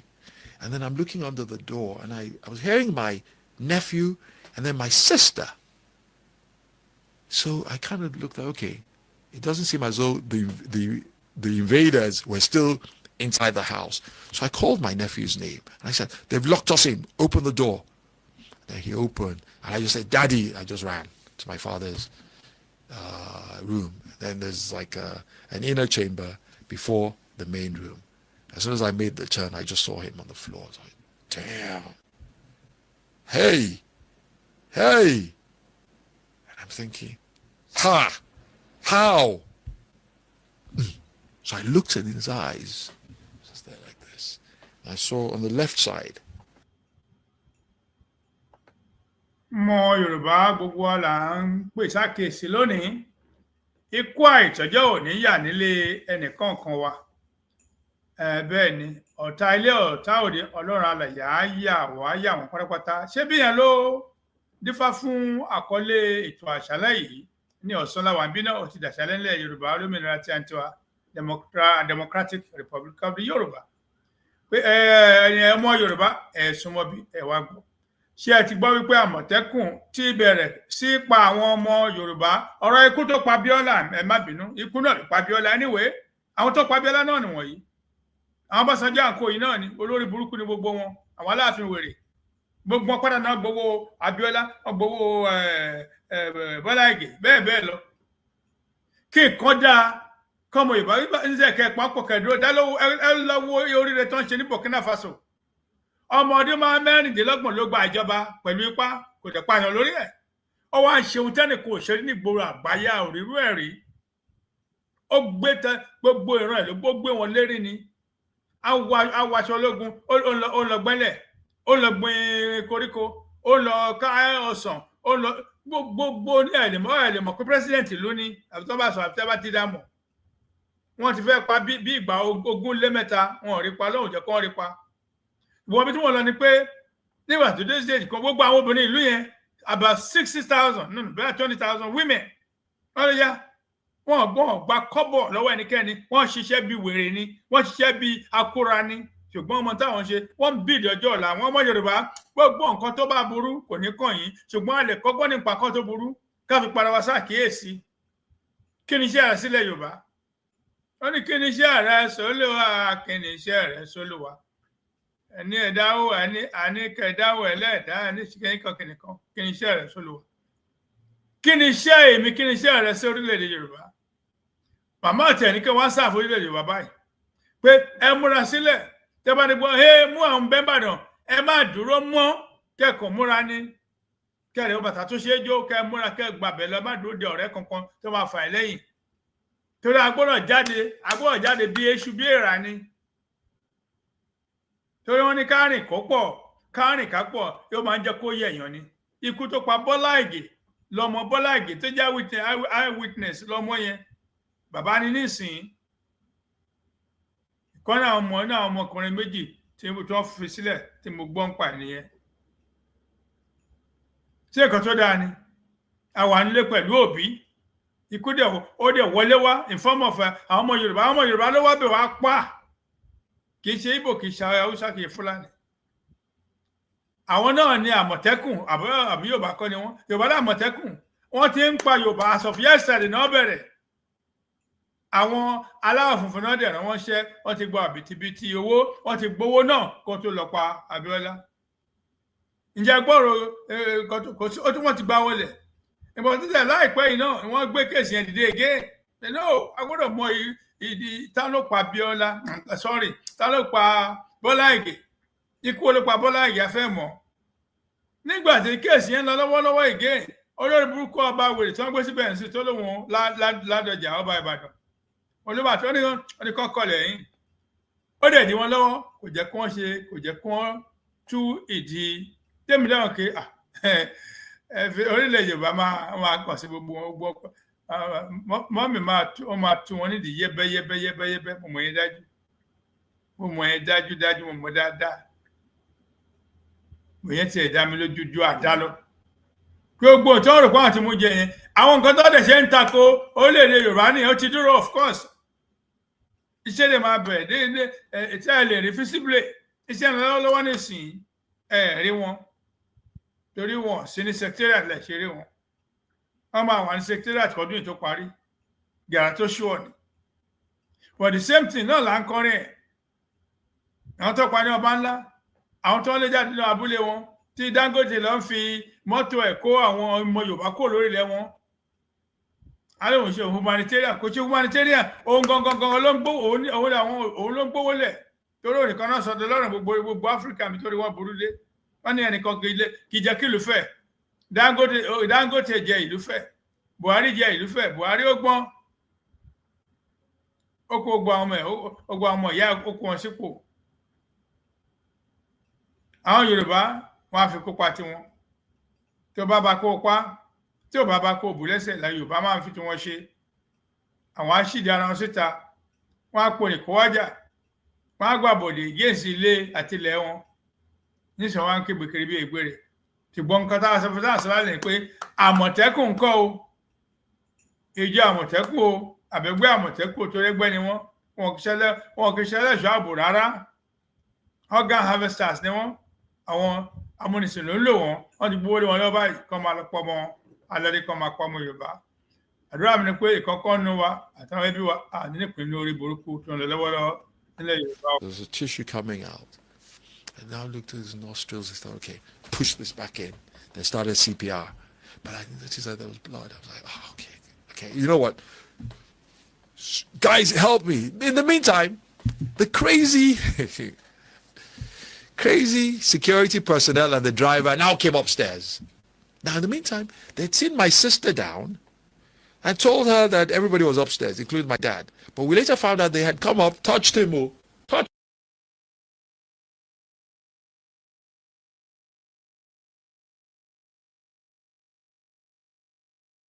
ẹ jẹ́ kí n sọ̀rọ̀ tí wọ́n bá ṣẹ́jú àyà láàrin yẹn pé àwọn crazy security sórí Bọ́lá Ìgè ní àwọn ẹlẹ́ṣọ́ ààbò nínú ilé ẹtì ẹ̀ ṣùgbọ́n wọ́n ti jọ mọ̀ sí wọ́n ti fún gbogbo wọn lówó wọ́n ti sọ fún wọn lọ́jọ́ ẹ̀ má lọ bí iṣẹ́ o tí wọ́n kàn máa pa Bọ́lá Ìgè wọ́n ti fa àmì ọ̀ngbà tí Bọ́lá Ìgè lọ kí Ọọ̀ni of Ifẹ̀ nígbà yẹn wọ́n ní wọ́n ṣe fìlà orí ẹ̀ Bọ́lá Ìgè ní kí ni a ti ń pè Minister of Justice Federal Minister of Justice gbogbo ìpínlẹ̀ Nàìjíríà lábẹ́ ìṣàkóso ìjọba Ọbásanjọ́ tí Ọbásanjọ́ ó mọ̀ nípa ikú Bọ́lá Ìgè Ládọjà mọ̀ nípa ikú Bọ́lá Ìgè overrated mọ̀ nípa ikú Bọ́lá Ìgè ẹnìkan ni wọ́n pa yẹn ò tí lùmí tìjì báyìí àwọn tó wá ń pa ń sìn táwọn ọmọ tó kọ jáde láti máa pa wọn ọmọ Yorùbá náà pé kí pé ẹnìkan kọ́ náà ń target wọ́n á wá opportunity kó wọ́n dé ní wọ́n ní the excuse kó máa pààyàn lọ́n tí wọ́n fún aláṣẹ tó fún aláṣẹ nìyẹn ẹ̀yin ní ká má rìn sọ́nà ẹ̀kú òjijì ẹyẹ jáde lọ́sàn-án ẹyẹ jáde lóru tó bá wà important kò sí nǹkan tí ẹ̀ ń ṣe káàkiri kò ń fàìsàn ṣe yàn ó máa ń fún ẹ̀ lálàáfíà ni bọ̀ tá a bá lè máa jáde káàkiri ẹ̀ ń láti ṣọ́ra ibi tẹ́ ń rìn sí ilẹ̀ sì ń jáde sí àwọn Àmọ̀tẹ́kùn ti jáde síta báyìí láti àná wọ́n dẹ̀ ń pa àwọn ọmọ Yorùbá ìtúwọ̀ ní gbọ́ bìbúrú. Him and went and stayed downstairs. So if my sister had not come, find her? Well, during the trial now. So, who killed Chief Bola Ige? The question of who killed Chief Bola Ige has remained unsolved to this day. However, his assassination was linked to an altercation at the palace of the Ooni of Ife, Obasijuade Okunade, during the conferment of chieftaincy title on some individuals on the 15th of December 2001. An angry mob attacked Ige and stripped him of his necklace, removed his cap, and destroyed his eyeglasses. It was an obvious breach of his security and an attempt to eliminate him openly. The group was reportedly led by a certain Frayo, a political talk loyal to Omishore.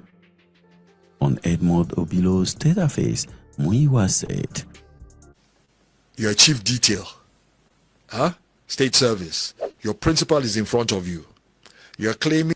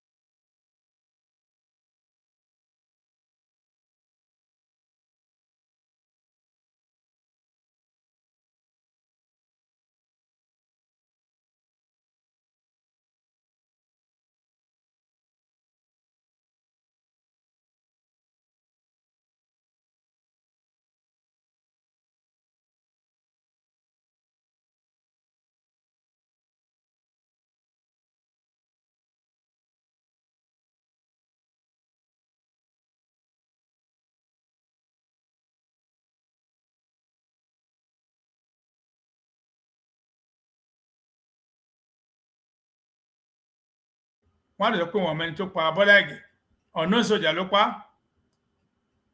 ìyẹn náà ṣe pa nígbà mo rò pé ẹ̀ náà ṣe pa nígbà tó wà lẹ́yìn ààfin Síjú Adé wọ́n wá pa mọ́nu ilé ẹ̀ yóò ń di sí yìí a ò tí ì dẹ́ni kan kọjá rẹ̀ pé òun ló ń pa Bọ́lá Ìgè tó Gani Adams sọ pé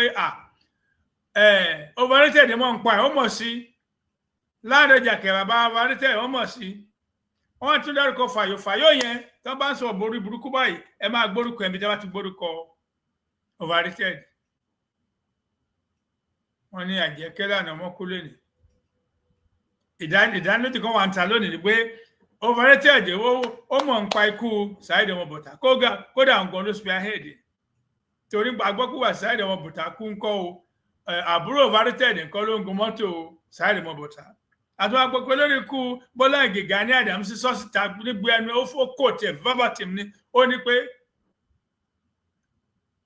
overrated nǹkan ó mọ̀ sí ikú yẹn ó tún ní Ládọjà ń bẹ́ẹ̀ ló sẹ̀yìn bọ́ amọ̀pẹ́lá Ládọjà ló pé kéèsì ẹ̀ jáde lórí kọ́ máa wọ̀rí nípa kéèsì ẹ̀ mú kọ́ bu wálẹ̀ so gbogbo ọ̀nà mọ̀ ń pa àwọn lọ́wọ́ àtọ́básanjọ́ oníṣìí à ń sọ fún wa pé ẹ ṣọ́ra àwọn Àmọ̀tẹ́kùn ti jáde wọn ò ní mission kankan wọn lè ní Fúlàní wà bí kan ẹ má ta sí wọn ẹ ń tẹ́wà ti gbọ́rọ̀ ẹ̀ mọ̀ látọ̀la lọ látàná lọ nílẹ̀ Yorùbá yẹn Ọ̀ṣun Èkìtì Oǹdó Ọ̀yọ́ gbogbo nǹkan wọ̀nyẹn ẹ má wá di ẹ jìnnà wọn ní ẹ̀gbọ́n lọ́wọ́ ń bẹ̀ mi ò mẹ́ni tó ń pèlè ẹ̀gbọ́n nísìn ṣùgbọ́n lẹ́yìn wọ́n ti balẹ̀ Yorùbá jẹ́ ṣùgbọ́n mo àti jáde láti tún ṣe àwọn ń bàjẹ́ ni màmá ẹ̀yìn lẹ́yìn ń bá custom ilẹ̀ Yorùbá jẹ́ àwọn àwa ń tún ṣe custodian of custom ní ẹ̀yìn kọ́ ni custom ilẹ̀ Yorùbá tẹ́ bá jẹ́ custom ẹ̀ ní bàjẹ́ torí alágbàtọ́ ní ọmọ yẹn kì í ṣe ọmọ yín ẹ lè fi hàn yákàyákà ẹ ká padà sórí ọ̀rọ̀ Bọ́lá Ìgè kẹ́ẹ̀kan mọ́ ọ̀pọ̀lọpọ̀ wa làwọn bó ṣe kú èmi gan bó ṣe kú akàn gbọ́ kókó wọn pa náà ni àmọ́ bá àti ẹ̀mẹ́ni tó pa á nífọ̀ pàṣẹ àárí bọ́n ṣe pa ọmọ ẹ̀ eyewitness lọmọ yẹn ẹbí ni wọ́n ọmọ ẹ̀ gangan ni àwọn tó bí nìyẹn mi fẹ́ dárúkọ ẹ̀ má ṣe mistake ni ló ń sọ bọ́n ṣe báyé wọ́n báyé family ẹ̀ jẹ́ di ọ̀la jẹ́ ká tẹ̀síwájú. That some people, some thugs are behind you. They're able to reach over your own head, to remove your principal's cap and throw it up, to remove your principal's necklace and glasses in one fell swoop. And those that were in the palace then, there was this character called Omishore and Frayo. He was the leader of the thugs that were there on that day. The same Frayo? Yeah, the same Frayo. That's the one that was arrested now. How did you get so close? But in the meantime, my father was so trusting. He just said, even Ezekiel, he did very well. He said, Dad, he didn't do well. How could they get so close to you in the palace of the Oni that you gave the staff of office? Haba. Again, in an interview to mark his father's posthumous birthday in 2020 published online, Muyiwa Ige is quoted to have said, on December 15, 2001, his scarf was removed at the Oni's palace in Ife. Somebody came to meet us just about an hour before that he heard some people were planning to ambush and kill my father. But his demeanor was that he did not have a problem with anyone and that no such thing could ever happen. No one could have thought that this thing, assassination, could have happened in his private space. But that was exactly what happened. Meanwhile, a day after the assault, Omishore granted an abusive interview to Temple magazine published the following week. He was quoted as saying, "Bola Ige came on radio here to insult me and my family. That is his last one. He was beaten yesterday. The people of Ife beat him up and he was crying like a baby as they removed his cap and his glasses." Following the mob action and the subsequent interview, many Nigerians pointed accusing fingers at the long-standing disagreement between the two. But here is another significant twist to the story. the then governor Chief Bisi Akande and his deputy Yola Omishore were not on good terms, and the latter was about to be impeached by the State House of Assembly for various irregularities. It was evident that as a key leader of the AD, Bola Ige was on the side of Akande. The sour relationship between Akande and Omishore had led to a fracas at the State House of Assembly and contributed in some way to the death of a lawmaker representing Ife Central Local Government Area, Odunayo Olagbaju. It was about a week after the attack on Chief Bola Ige at Oni's Palace that he was killed in his Ibadan home on the 23rd of December 2001. December 23rd. Omishore, along with other suspects, were arrested and arraigned before the Oyo State High Court for the murder, but were later released for lack of evidence. Reacting to this in his autobiography, Akande said, "There was enough evidence that the government of President Olusegun Obasanjo was reluctant to find the killers of Chief Bola Ige. According to him, he summoned to Abuja to meet with Obasanjo, and the involvement of Omishore in the wake of the assassination was a fundamental poser that the government was bent on sweeping the murder of the Attorney General under the carpet." He went on to say, "When I was about to board the aircraft on my return trip to Ibadan, I saw Omishore. The jet had gone ahead to bring Omishore to Ibadan. What they told him, I did not know. So, why trying to bring us together for a chat?" Akande asked. He went on to say, "All this created suspicion in my mind that cover-up was actively in the offing. That was why I came to the conclusion that the federal government was complicit in the assassination of Uncle Bola Ige." In a recent interview on Edmond Obilo's State Affairs, Chief Bisi Akande had ẹni tó ń sọ̀rọ̀ yẹn ó ní àwọn mọ̀ pé federal government ń kọ́ ọ lọ́wọ́ sí ikú Bọ́lá Ìgè. Bẹ́ẹ̀ náà ni federal government ilẹ̀ Yorùbá ilẹ̀ Nàìjíríà ṣe lọ́wọ́ sí lónìí látàná pé kí Àmọ̀tẹ́kùn máa káàkiri láti pa ọmọ ìbílẹ̀ Yorùbá àti ń sọ pé ọmọ Yorùbá ẹ̀ sá fún this to say, Who killed Bola Ige? I don't know. He was killed in Oyo State. I was ruling in Osun State. He was killed in Oyo State. I was ruling in Osun State. Was the crisis in Osun State related to the death of Bola Ige? The crisis between you and your deputy, Omishore? Not in any way. Not in any way? Not in any way. Not in any way. It's not connected? It is the anticipation. It is the anticipation of the future that Bola Ige might prevent. The government killed him. The government killed Bola Ige. I said so. I'm clear. The government? The government killed him. It was a state murder? It was a state murder. How did you arrive at this conclusion? Because at that time, you were the chief security officer of Osun State. Yes, not of Oyo State. It was government that killed Bola Ige. It was government that killed Bola Ige. It was not Obasanjo that killed Bola Ige. I don't know who killed Bola Ige. But who was this revered Nigerian Chief James Ajibola Idowu Ige? Though a Yoruba man by ethnic origin, James Ajibola Idowu Ige was born in Kaduna on the 13th of September 1930.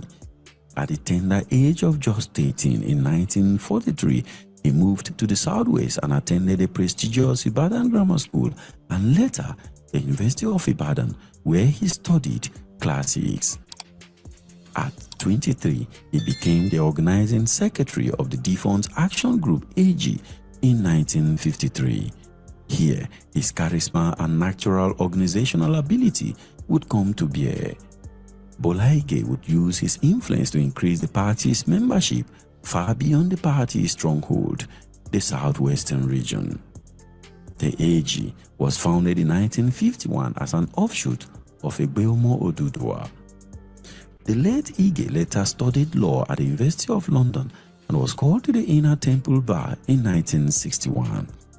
Upon his return to Nigeria, he founded Bola Ige and Company, a law firm that produced many legal luminaries in the country. Between 1967 and 1970, Bola Ige served as Commissioner for Agriculture in the Western region under the military leadership of General Robert Adeyinka Adebayo. His achievements in mechanized farming is still being talked about in the region to this day. When the regime of General Olusegun Obasanjo allowed the return of partisan politics in 1978, Bola Ige joined the Unity Party of Nigeria, UPN. The party was founded by his political mentor, Chief Obafemi Awolowo. After defeating the candidate of the National Party of Nigeria, Chief Richard Akinjide, who later became the Attorney General and Minister of Justice in the Second Republic, he became the first civilian governor of the old Oyo State. His administration implemented the free education policy of the UPN in Old Oyo State and established the Ladoke Akintola University of Science and Technology, LAUTECH. Many other laudable projects have been accredited to him that endeared him to the people. In 1999, Chief Bola Ige tested his popularity in the presidential election that produced President Olusegun Obasanjo, but his bid was not successful. The Alliance for Democracy AD lost the election to the People's Democratic Party, the PDP. Interestingly, using the bait of Government of National Unity, Obasanjo lured him into his government, first as a Minister of Mines and Power and later as the Minister of Justice and Attorney General of the Federation. While in Obasanjo's government, there was a serious disagreement that almost resulted in his resignation from his role. He had even prepared his resignation letter before a supposed settlement was reached with the president. His decision to join the government has been described by many as a big mistake. This is what Chief BC Akande had to say on Edmond Obilo's State Affairs. Was it a mistake for Bola Ige to join the Obasanjo government? I wouldn't say it's a mistake. We supported it joining. You supported it? Not me. We. The Afenifere, the AD, we all supported it joining. Chief Bola Ige was about to take up a new position as Africa's representative on the United Nations International Law Commission when he was gunned down in his bedroom in Ibadan. So, who killed Chief Bola Ige? Let me know your thoughts in the comment section. For the last 24 hours of some prominent leaders, please check the playlist displayed here. In the early morning hours of June 8, 1998, General Sani Abacha, Nigeria's military dictator, died in a presidential villa in Abuja. The sudden death of the Kano-born tyrant cast a dark shadow on the political future of the country, but sparked widespread jubilation across the country. He was buried on the same day according to Islamic practices without a formal autopsy. This conduct has resulted in several hypotheses as to what may have caused General Sani Abacha's death. While some claim he was killed by poisoned apple while in company of sex workers, others believe he was assassinated or poisoned by his politics.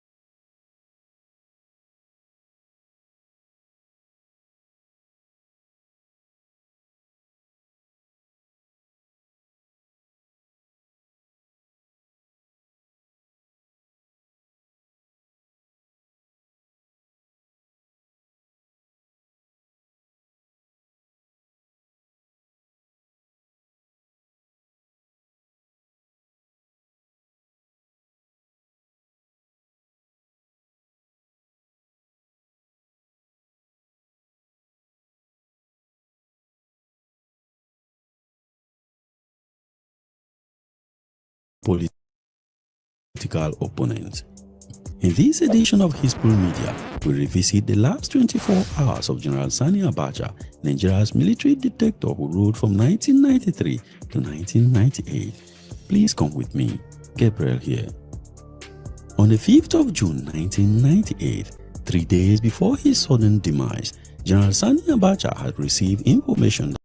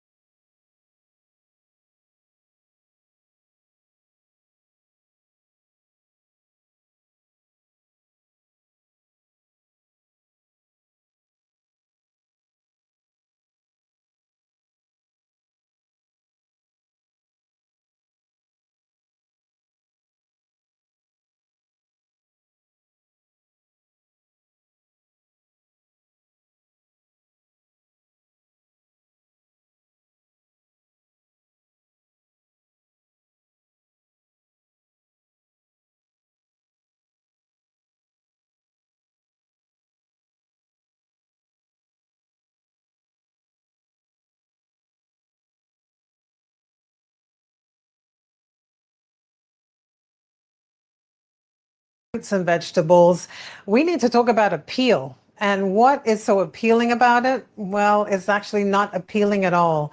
I'm Rosemary Hapsom. I'm back here to tell you how you can take full control of your life by what you choose to put at the end of your fork. So let's get into it. I don't think this guy is going to rest until he gets inside each and every one of us. First, he plied us with a bunch of shots. You catch my drift. I heard he's a tequila guy, actually. After that, he started sowing his seeds everywhere, like some global GMO harem. Next thing you know, he's forcing his fake meat down our throats. This is getting really gross. He's now onto something only fans could love. It's a problem. I mean, it's a peel. The not at all scary, colorless, odorless, FDA-approved coating that keeps fruits and vegetables looking fresh and delicious up to 5 times longer. Safe for human consumption, says the FDA, but have you seen the ingredients? It looks a lot like what they put on McDonald's French fries. Healthy? Not even close. And just like some of his other fluids, these can't be washed off either. Bill Gates is at it again. Now, of course, some people will say he's not directly doing what people are accusing him of, but what are people saying? Well, he's funded a company that has developed a product that is supposed to coat your fruits and vegetables to give them a longer shelf life. It's called a peel. And a peel came about where it was thought to be something that could be very beneficial to help manufacturers or the food industry manufacturers and food industry suppliers to have a longer shelf life. So that was the idea. But then the rumors started to spread about what exactly is this appeal. Well, now you'll see it on certain fruits and vegetables, in particular avocados, lemons, limes, and oranges. Those are the main contenders that have this coating on them. And we cannot forget about cucumbers. Cucumbers are also on that list as well. So what is it supposed to do? It's supposed to coat it, but what exactly is in this product? So right there is a big red flag. Today we're going to talk about Bill Gates' appeal and if it's safe. I did a pretty thorough research on Google to see if it was safe, and as I was reading the pages, it looked really safe. In fact, it's been thoroughly fact-checked, so we know it's probably going to be safe and we don't need to look any further. Until I took one additional look at the ingredients of this appeal, and one of the things that was listed is his 99.34% of this product is listed as other ingredients. Other ingredients? It doesn't tell you what's in it. So right there is a big red flag. There's no transparency. It doesn't go beyond that. So we don't know what the majority of the ingredients are, but there's some suspicion that it is some sort of a wax-like coating or a fat-like coating. Now, this is where the trouble begins, because when it comes to food and food-grade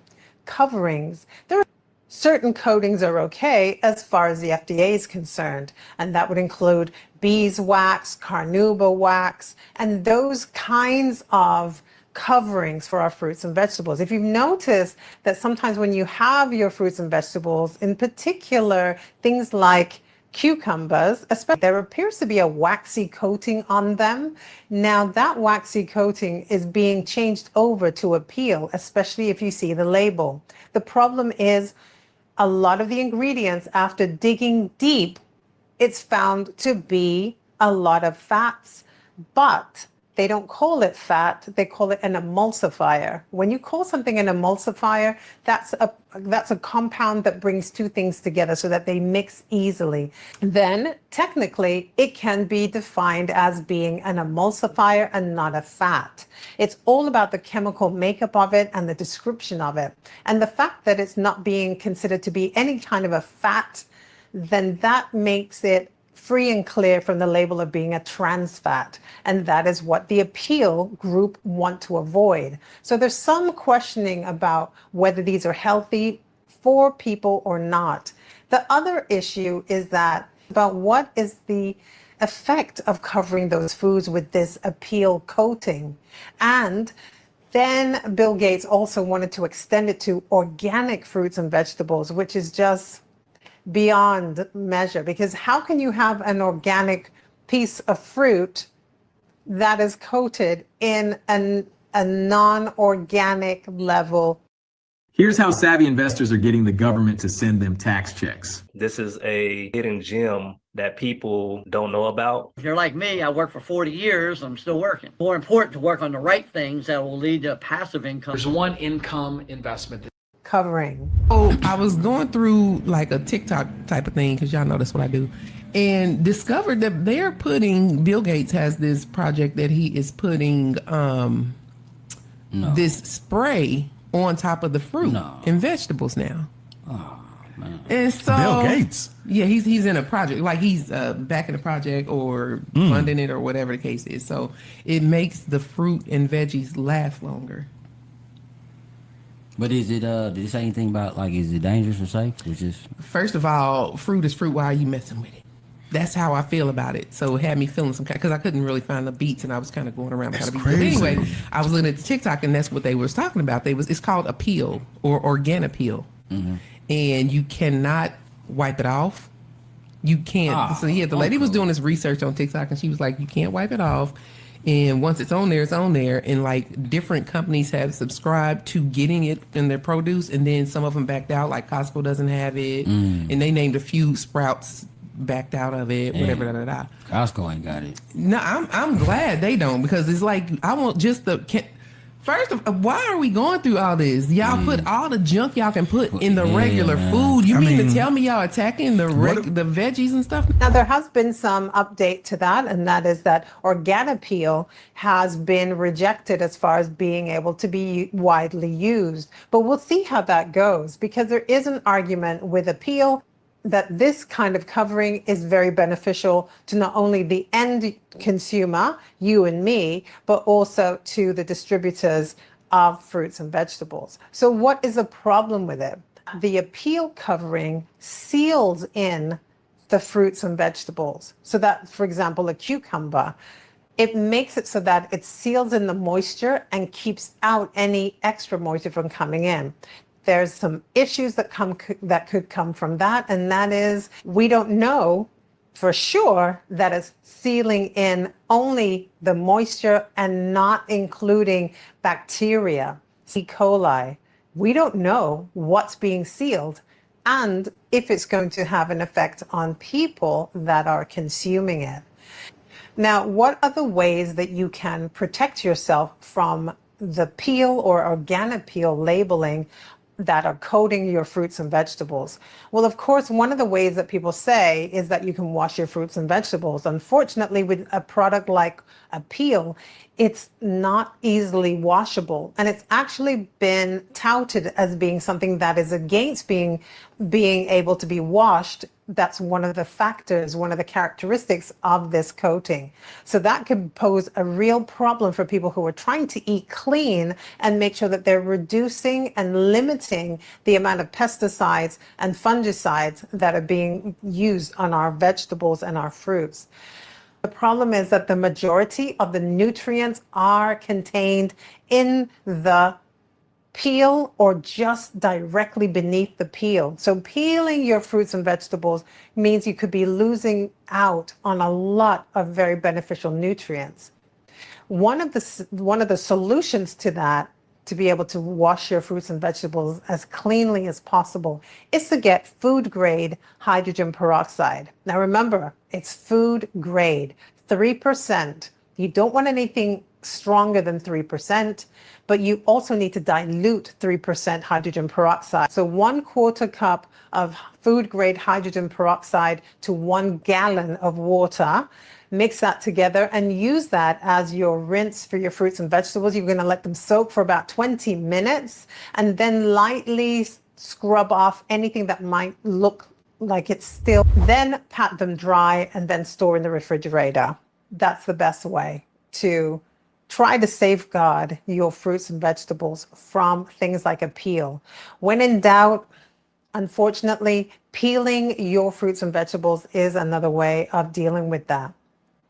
Now, the benefit of hydrogen peroxide is that it is a really practical solution if you use it properly. Do not get the 30% concentration. That will burn. That is too much. You want 3% food grade. You want to dilute that. Again, 1/4 cup of food grade, 3% concentration hydrogen peroxide to 1 gallon of water. Keep that as your basis for any of your internal or external use. It's been known to be beneficial to be used as a mouthwash. It kills any microbes, gets rid of tartar on your teeth, so that's a benefit. It's also really good as a breath freshener as well. It's good for a disinfectant, and it's also good if you have a sore throat. You can gargle with it. So natural uses of hydrogen peroxide to try to beat out the effects of what Bill Gates, a peel company, an organic peel, is trying to do to our fruits and vegetables. We need to make sure that we pay attention to all of these things that are supposed to be consumer friendly and convenient for people. A lot of our convenience items and foods and services and goods, these are all very negative to our body. One of the main things about appeal, the appeal coating, is that it is made from a seed oil, grapeseed oil. And the problem with grapeseed oil, it's a seed oil and it's an industrial strength. So it's been highly processed, it's highly inflammatory to the body, and it contributes.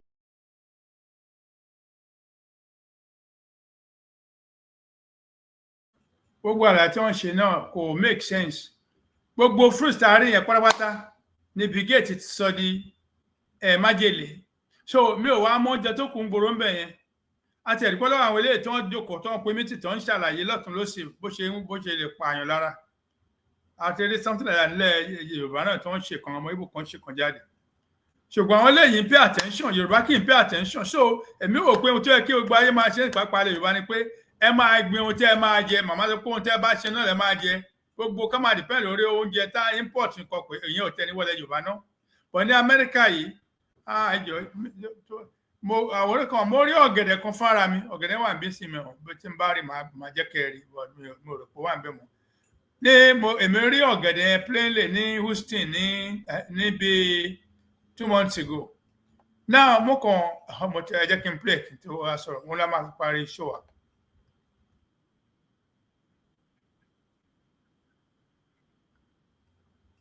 Ẹ farabalẹ̀, mo fẹ́ fi kankan hàn wá mẹ́rin. Wọn ìpínlẹ̀ ti ṣí lóòótọ́, ṣùgbọ́n ẹ̀kọ̀ọ̀kan tá bá rí àwọn nǹkan wọ̀nyí ó make sense ká sọ nípa ẹ̀. Ọ̀pọ̀lọpọ̀ àwọn èèyàn wa ò dẹ̀ mọ̀.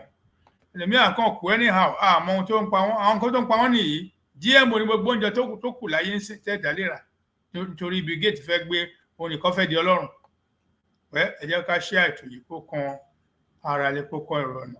After when Davido saw this post on Instagram yesterday, Davido wept. He cried. He said, "What type of country is this? Make una see how this farmer they turn in banana them instant to ripe banana. No wonder Nigeria with the pioneer. See wetin farmers then they do. Nobody is saving this country anymore. Even though you want to pay your children's school fees, this is not the way to do it. Don't put people's life in danger. Let Jagaban do something about this. Just because this man want to pay his children's school fees, now making they do all these things. Them now see the banana then don't they turn to ripe bananas. What a chemical. What a chemical. Now very soon now we go come take this chemical inside our body. See all the bananas unripe instantly. Please help me like and share this video for more updates so that your loved ones will see this video. Those ones will like banana too much. Well, but will it banana yemi fara mi tiri ní bíbá ní America. Mo tẹ̀rí. Ó dáa ní àkúmọ̀ rà mo ní ẹgbọ́ èdè gbogbo ẹ pupa the same way ni. Wọ́n sọ fún wọn níbi iṣẹ́ mo ní àwọn banana tí mo rí ìta nílé kó báyìí kò dá GMO ní o. Àṣírí ẹ̀ nìyí wọ́n rí sínú nǹkan kan ni gbogbo ẹ̀ pọ́n wá lẹ́sẹ̀kẹsẹ̀ ni. Mo sọ fún wọn pé ibẹ̀ yẹn májèlé ni. Pàtó di bí 2 weeks ago mo wá lọ sí the same store gas station ni. Wọ́n tún ti gbé mo rò pé ilé epo náà ti ń rí kíní ẹ̀ ilé epo gangan náà ti ń ṣe tí wọ́n rí mọ́nú omi yẹn ó dẹ̀ pọ́n wá lẹ́sẹ̀kẹsẹ̀. Bàyí tí wọ́n wá ṣe ní 2 weeks ago ó pọ́n mo ní wọ́n ti bẹ̀rẹ̀. Kò sẹ́ni tó rà mọ̀ pé ìròyìn ti káàkiri pé ẹ má rà GMO ní Amẹ́ríkà mo sọ kí ní ilẹ̀ Yorùbá gbogbo àgbáyé ní Tinubu ní Bill Gates fẹ́ páyé everybody ni. But gbà tó ń ra ọ̀gẹ̀dẹ̀ ó pọ̀ gan ó wá jẹ́ bí basket méjì gbogbo ẹ̀ pọ́n lọ ní the same way mo ní ilé ó wà artificial gbà tó di ọ̀sẹ̀ tó kọjá tí mo gbà kọjá wọn ò tiẹ̀ display banana mọ́ bẹ̀rẹ̀ rárá níbi tí wọ́n máa tà tó rọ pé àṣírí wọn ti tú irú àpé ibi tí orílẹ̀-èdè tó dáa ni tí wọ́n ti gbà bòdì pẹ̀lú ara wọn ẹ kọ́ lọ mú ẹni tó ní sọ yẹn ni torí ọmọ ń pa ẹ wò tá a rí sìn ní Nàìjíríà ni wọ́n rí sínú omi ó jáde láàrin ìṣẹ́jú kan ó di ọ̀gẹ̀dẹ̀ tó ti pọ́n gbogbo ọmọ Yorùbá àmọ́dúpẹ́ lọ́wọ́ wa pé afárabalẹ̀ dé àkókò yìí aago 9 alẹ́ ti kọjá nílẹ̀ Democratic Republic of the Yoruba gbogbo apárápátá ni mo kí mo nà wá lọ́gọ̀ ẹnu òun ayọ̀ la máa sùn ẹ jọ̀wọ́ nǹkan tí mo lè sọ ni pé ètò yẹ bá wa ṣí ẹ bá wa pín ẹ bá wa ṣí ẹ àwọn tí ò lè wò ó torí àkókò ti lọ kí n tó bẹ̀rẹ̀ rárá ó ti tó bí aago 7 alẹ́ ń lọ lù rárá nílẹ̀ Yorùbá kí n tó bẹ̀rẹ̀ tó àṣálẹ́ torí kí mo ṣe tòtí ni pé mo fẹ́ ké gbàǹjarè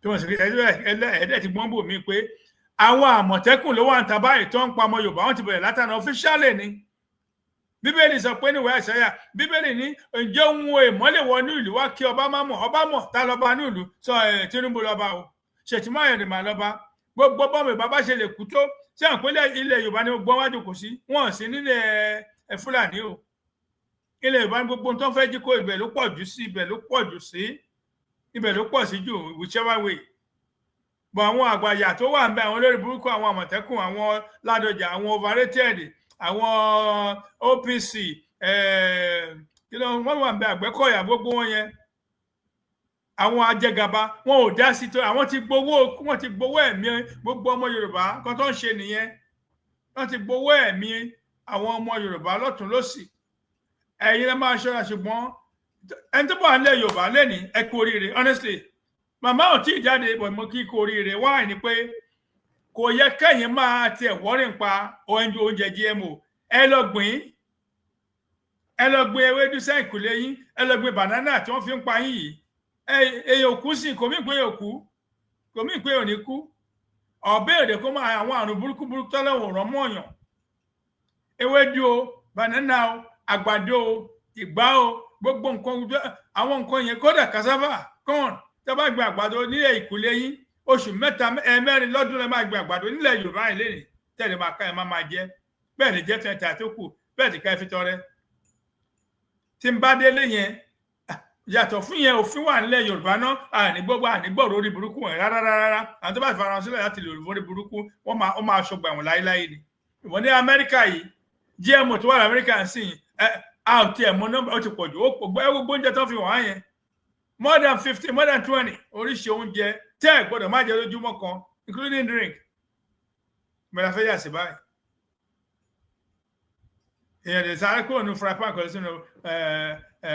sínú fáyà àti tó lórí adé bá ti bẹ̀rẹ̀ iṣẹ́ tí màmá dé ìlú wa ẹ wọ́n kọ́ balẹ̀ láàrin oṣù mẹ́ta ẹ̀ ní bó bá tiẹ̀ tí wọ́n abẹ́tẹ̀lẹ̀ ní gbọ́dọ̀ wọn mọ́ òfin tó máa gbọ́dọ̀ ti pọ̀ jù débi kí wọ́n lè yíyàn ṣe ilẹ̀ Yorùbá láyàtì láéláé ṣùgbọ́n ní gbogbo ibi tó wà níbo ní London wọ́n ní mo gbọ́ pé ní UK tó bá kọ lébè wọ́n ní this is not a GMO ta ló sọ fún ọ pé GMO wà ń gbòòrò wọ́n ti mọ̀ ó ti dé gbogbo àgbáyé kì í ṣe ilẹ̀ Yorùbá nìkan ló wà torí iṣẹ́ tí wọ́n fún wọn ni pé kí wọ́n máa pa wọ́n kiri ṣé ẹ rí báwọn aláwọ̀ funfun tó bá jẹ GMO ó ṣe kó má pa wọ́n ó yẹ kó má pa wọ́n lára DNA aláwọ̀ dúdú ni wọ́n kò sínú oògùn májèlé tí wọ́n fi sínú àwọn oúnjẹ mo tiẹ̀ ti gbọ́ ẹ̀ tipẹ́tipẹ́ scientifically tí wọ́n bá fẹ́ ṣiṣẹ́ ọlọ́ṣẹ́ yẹn wọ́n lè yà sọ́tọ̀ àwọn irú ẹ̀jẹ̀ wo ní wọ́n fẹ́ kó bàjẹ́ ní àgọ́ ara wọn irú DNA wo usually DNA aláwọ̀ dúdú ni tàbí sọ aláwọ̀ dúdú màmá níbi omi lágbàáyé tó bá ní sọ̀rọ̀ èèyàn dúdú Yorùbá lákọ̀ọ́kọ́ usually Yorùbá ni àkọ́kọ́ ẹ má ṣe gbàgbé gbogbo ọ̀nà ni wọ́n wá láti fi pa orílẹ̀-èdè Yorùbá run ṣùgbọ́n ní agbára ẹni tó dá ayé ọ̀run kò ní ṣeé ṣe fún wọn torí pé tabaníkà mẹ́lì ọ̀rẹ́ la máa mú àwọn rèé o wọn ni àwọn olóṣì olórí burúkú nìyẹn Ládọjà nìyẹn tó jẹ́ kí wọ́n gbé ẹjọ́ títú di ẹjọ́ bí wọ́n ṣe pa Bọ́lá Ìgè dédìí kòkò oníkan buwálẹ̀ meanwhile Ládọjà ẹni overrated ló fi máa ń gbéraga pé tó ń bá dáràn bíkíbi tó ń bá nípa bàbá òun Ládọjà ètò yẹn wọ́n rí mọ́lẹ̀ nìyẹn so Ládọjà ló ní kó má ṣe investigation ikú Bọ́lá Ìgè mọ́ Gani Adams ó ní overrated ó ló mọ̀ ń pa ẹ̀ so gbogbo wọn ọwọ́wọ́ kọ̀wọ́ ó ní Gani Adams rèé òun àti overrated tí wọ́n gbé wọn sẹ́gbàá wọn bẹ̀yẹn kò mí pa wọn àpapọ̀ wọn ọjọ́ àyìn fọ́tò ẹ̀ mọ́ra wọn ni. ok torí wèrè láti funfun yìí náà ìgbà tó ń ṣe wàhálà ọba ńlá ní who should go to Kwara State and rescue Yorùbá people olóyè múlùmí ìmọ̀ àwọn olóyè olórí burúkú wọ́n jọ tọra wọn àtàwọn méjèèjì yẹn wèrè gbáà ni wọn tí ògbọ́n nǹkan táwọn sọ ni pé overrated lọ́wọ́ sí ikú ó mọ̀ sí ikú Bọ́lá Ìgè bó ṣe mọ̀ sí ikú gbogbo ìgbà tó ń gbé overrated jáde bí oṣù kan sìn mo ní ẹ máa wo lẹ́ẹ̀rin ọ̀sẹ̀ kan ó máa bẹ̀rẹ̀ tí ó máa gbọ́rọ̀ kú òjijì excuse me àbá àgbọ̀ abẹ̀rẹ̀ sí gbọ́ kò dé lè dópin mọ́ ọ̀tí tí mo àbá tó bá gbàgbọ́ sẹ́kítẹ́rẹ̀ padà lọ́wọ́ àwọn aṣèrè wọ̀nyí èpè yìí ká máa fẹ́rẹ́ sí wọn àti ègún kí Ọlọ́run kó báyé wọn jẹ́ àwọn ṣe tí wọ́n nulẹ̀ bí géètì wá tún wá ń kó sí wọ́n lè ń gbà á bí kí wọ́n ti ṣe é sí wọ́n tún wá ní àwọn nǹkan táwọn ṣe ń lépa bó ṣe ń Google organic stores ní last week nísìnyí bí géètì fẹ́ gbé GMO sínú organic again so ó ń ṣe pé kò sí tó máa sá sí ṣùgbọ́n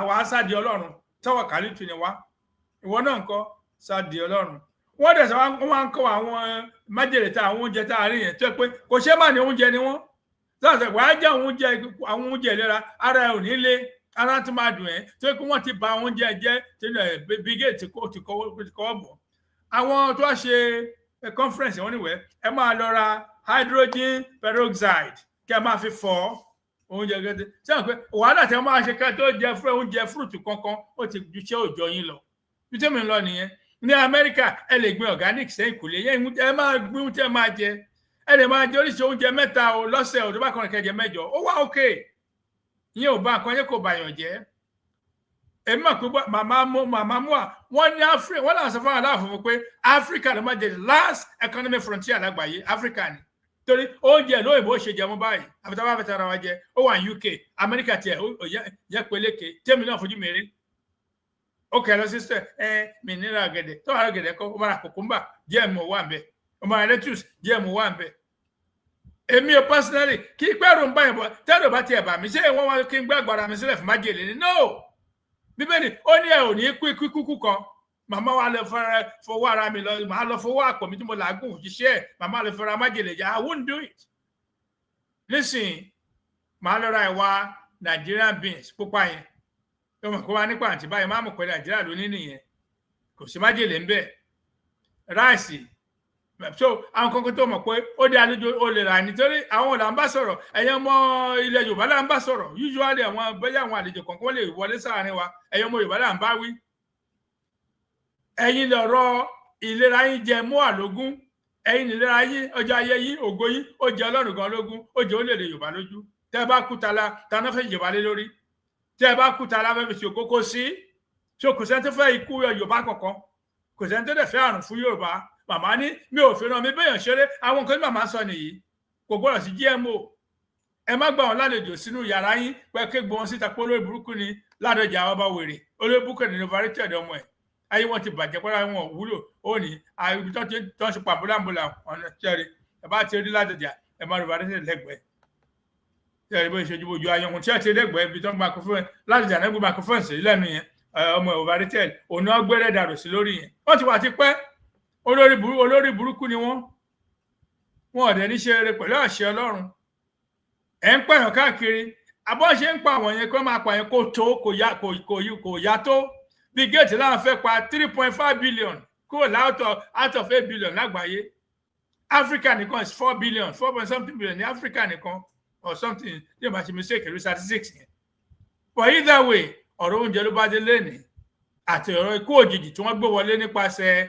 Àmọ̀tẹ́kùn ẹjọ́ ẹ bá ṣí àìtò yẹ ẹ gbàgbé bó ṣe lọ pé bóyá ọpẹ ká tó ṣètò ó wà òkè bẹ́ẹ̀ bá bá wa pín á mà dédé àwọn ẹ̀ka kéré torí ohun tá à ń sọ yìí ó ṣe pàtàkì lọ́pọ̀lọpọ̀ ó ní sáà sálà fún ẹ̀mí rẹ̀ a ní ó difficult fún mi láti jẹun nísìnyí ju ti tẹ́lẹ̀ lọ ó mọ ohun tó ń rà nísìnyí mo ní láti ṣe shopping mi pé wẹ́ bóyá oúnjẹ oríṣi mo máa jẹ wà mo máa jẹ rice mo ti máa ra àwọn yẹn tó wà òkè ṣé rice àtẹ̀wàdé ní màmá gbogbo ayé yẹn jẹ wẹ́ yàtọ̀ fún pé tí o bá dáko sẹ́yìn kò lé ohun tí ẹ fẹ́ràn store yẹn ẹ lọ wá organic kẹ́ ẹ gbé sẹ́yìn kò lé yín pápá corn yẹn ṣe é gbìn tẹ́ ń pè ní maize ẹ̀ẹ̀mẹ́rin lọ́dún lè gbìn ẹ lè fi ṣe ẹ̀wà oríṣiríṣi nǹkan lè fi ṣe ẹ má jẹ́ ká dàgún lá yẹn la ṣe ń pariwo báyìí pé British wọ́n ti gbówó burúkú fún mi mẹ́tọ́ gbówó bóyá Dangote ló gbé wọn lọ́wọ́ ni o báyọ̀ bá ló fún wọn bọ̀ wọ́n máa ń rọra wọn náà ni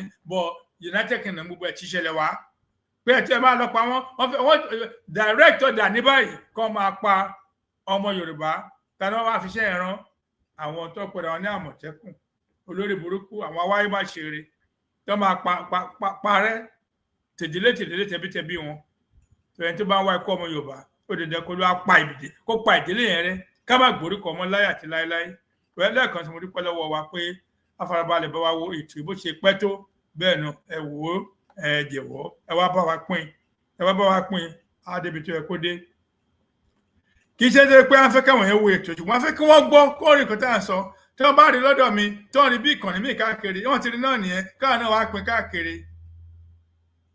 ó ní ọlọ́gbọ́n ni ẹnikẹ́ni tó bá gbọ́ kọ̀yàn kọlà gba ẹnìkan la lónìí orin tó lágbára ni torí tó bá wà láyé lè máa gbádùn mú ọ ẹ jẹ́ ká mọ ìdájí la tó bá wà láyé ni ẹni tó bá ti kú kò lè dúró ẹni tí mọ́tò bá gbá tó kú kò lè dúró mú nọ́mbà mọ́tò yẹn ẹni tó bá fọ́ àgbọn lórí ẹ̀ wọ́n ní kò ní jẹ́ náà àgbọn yẹn mú à ń bọ̀ bẹ́ẹ̀ ni mú àtìdé tán pẹ̀lú àṣẹ Ọlọ́run olórí àdélé ń bọ̀ àwọn àṣẹ olórí Yorùbá tó bá ń bẹ láyé ló máa bá wọn gbádùn ẹ̀ àwa ẹnìkan wà láàrin wa níbi ọdún tó kọjá tó lè ṣe dáadáa ó ti jáde láyé báyìí ó ti lọ láti bíi January December ó ti tí ẹ ti parí nìyẹn tó o bá ti kú tí ẹ ti finish láyé nìyẹn iṣẹ́ ọwọ́ ẹ ló kù tá a máa sọ ń pa ẹ̀ ọmọ Yorùbá á ṣe kúkú òjijì á ṣe kúkú àìtọ́jọ́ ẹ sá fún Àmọ̀tẹ́kùn gbogbo ọ̀nà ní kẹfì sá fún wọn tí ẹ bá dẹ̀ mọ̀ èèyàn kan tó jẹ́ àwọn aláìka oní yúnífọ̀mù Àmọ̀tẹ́kùn ẹ já wọn ní wọ́nì kó fiṣẹ́ yẹn sílẹ̀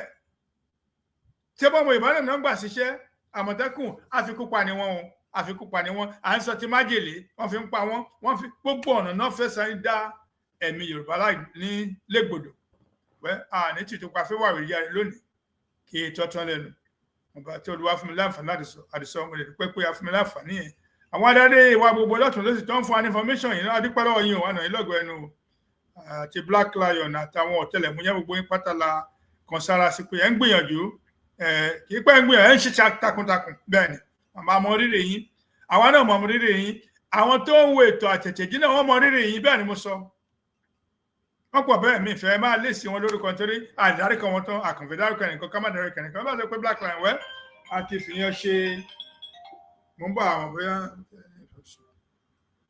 hello here with papers indeed. Orí àmọ́ tó fẹ́ pè ń gbà mìíràn. So lẹ́ẹ̀kan sí gbogbo ilé adúpẹ́ lọ́wọ́ Ọlọ́run fún ayé gbogbo wa. Èmi dúpẹ́ pé àbí mi sílẹ̀ Yorùbá ti ń pa ikú Bọ́lá Ìgè. Jẹ́ pé àwọn ọ̀tẹlẹ̀múyẹ́ àwọn ẹlẹ́ṣọ́ ààbò ẹ̀ tí ẹ kó dúró fún lọ́jọ́ ibi wọ́n ti gbowó. Ìgbà tó máa lọ pa Bọ́lá Ìgè wọ́n mọ̀ wọ́n wá bíṣẹ́ òye àwọn náà máa wà níṣẹ́ alẹ́ wọ́n wá bíṣẹ́ lójẹ́ tó wọ́n ya wòró burúkú ni wọ́n. Àwọn olóṣèlú ọmọ Yorùbá náà dé ni wọ́n Bọ́lá Ìgè ò ní gba Ìgbò kan máa wá ṣọ̀hún. Ọba ìṣẹ́ dẹ̀ pa inú bí Awólọ́wọ̀ ṣé Bọ́lá Ìgè ń gbà kan. Ọbásanjọ́ kò fẹ́ kí orílẹ̀-èdè Yorùbá wá sáré tẹ́ẹ̀mù kó sọ ó Yorùbá máa bẹ̀ wọ́n Ọbásanjọ́ ọrùn àpáàdì ló ń lọ pẹ̀lú àṣẹ Ọlọ́run Yorùbá pọ̀ níbẹ̀ ìwọ ló máa kẹ́rì ọmọ ẹwà àwọn tó máa kú tó máa gbẹ̀mí mi tó máa sá ló máa pọ̀ mú àkísọ bẹ́ẹ̀ kó má ṣe bẹ́ẹ̀ ni màmá lòun bọ́dẹ̀ ń bọ̀ pẹ̀lú àṣẹ lọ́dọ̀ Olódùmarè màmá wa jáde. Now Ọbásanjọ́ ó wà fara ẹlẹ́bi bàbá àṣẹlẹ̀ now Bọ́lá Ìgè ọwọ́ àti dẹ́pútì ẹ̀ wọ́n jọ ń jà wọ́n ní gbólóhùn aṣọ ẹmọ tó parí ìjà fún wọn Ọbásanjọ́ ló parí ìjà fún wọn ọ̀rọ̀ yẹn wá dé tí Awólọ́wọ̀ wá pé Bọ́lá Ìgè àti Oṣómiṣọrẹ náà pè é sá mo ti wà burúkú ẹ̀ wọ́n ní bá kí lẹ̀ ń ṣe yìí ó bínú gba Awólọ́wọ̀ bínú sí wọn gan wọ́n bí Awólọ́wọ̀ pé kó má bínú ó ní ọ̀tá fámìlì yín ọ̀tá lọ̀tá fámìlì Ọbásanjọ́ lọ̀tá fámìlì Yorùbá ó lọ̀tá fámìlì yín tó rẹ̀ fi bò pọ̀tá lòun jẹ́ ẹ̀yin ọmọ ìyá méjì ẹ̀yin fámìlì yìí tí Ọbásanjọ́ kórìíra ẹ wá gbé ẹjọ́ lọ bá wèrè kó da yín lẹ́jọ́ kó ràn yín lọ́wọ́ no ó dùn Awólọ́wọ̀ gan wọ́n dalẹ̀ Awólọ́wọ̀ wọ́n jọ ń dalẹ̀ ara wọn káàkiri náà ni Awólọ́wọ̀ gan dalẹ̀ Yorùbá jẹ́ ká kókó sọ bẹ́ẹ̀ so àwa là ń fi àjẹra wa ẹ jẹ́ ká dúró sínú òtítọ́ ọmọ Yorùbá ẹ jọ̀wọ́ tá a bá rọ níwà mímọ́ bíi màmá mú ẹ bá mi wá jáde bóòtọ́ ni mo sọ ẹ wá jáde àkọsára sí màmá ní mi ò fi ràn mí bẹ́ẹ̀ nikẹ́ni ṣeré àwọn wọ̀nyí fi ràn wọ́n bá ikú òjijì ṣeré náà àbọ̀ wọn fi ràn wọ́n tàfàlà ẹ wo overrated ó dàbí òròfó bẹ́ẹ̀ ni èmi gbogbo ẹ̀yin aṣèrè ẹ̀ ní ṣeré gbogbo yín ayé yín ò ní dá tìdílé nǹkan ò ní sùn láṣẹ Olódùmarè torí gbogbo wa ní kí ni ìyá àfẹ́ ọba fẹ́ tọ́ra ẹ jẹ kódà ó yà fẹ́ ti màmá mú wa bẹ́ẹ̀ ni mo sọ ìlú òyìnbó ni màmá ń gbé tí màmá ò kì í jẹ fruits màmá gbọ́dọ̀ máa ṣe oúnjẹ ràjẹ́ ni gbogbo yín dédé yàtọ̀ fẹ́ nípa wà ní ìbá lọ́wọ́ báyìí tẹ́ bá tún jẹ GMO mo sọ́ọ̀rì fún yín ẹ lọ gbé ohun tí ẹ máa jẹ ẹ gbin àgbàdo ẹ gbin potatoes yín ẹ gbin gbogbo tẹ́ máa jẹ banana gbogbo ẹ máa gbin àwa nìkan lájọ́ lóore bẹ́ẹ̀ yẹn mo ṣe bẹ́ẹ̀ mi ṣe mọ̀ nìyẹn mo tún rí i pé Burkina Faso bàbá yẹn ó gbin tomatoes lọ́dọ́dọ́dọ́dọ́dọ́ ni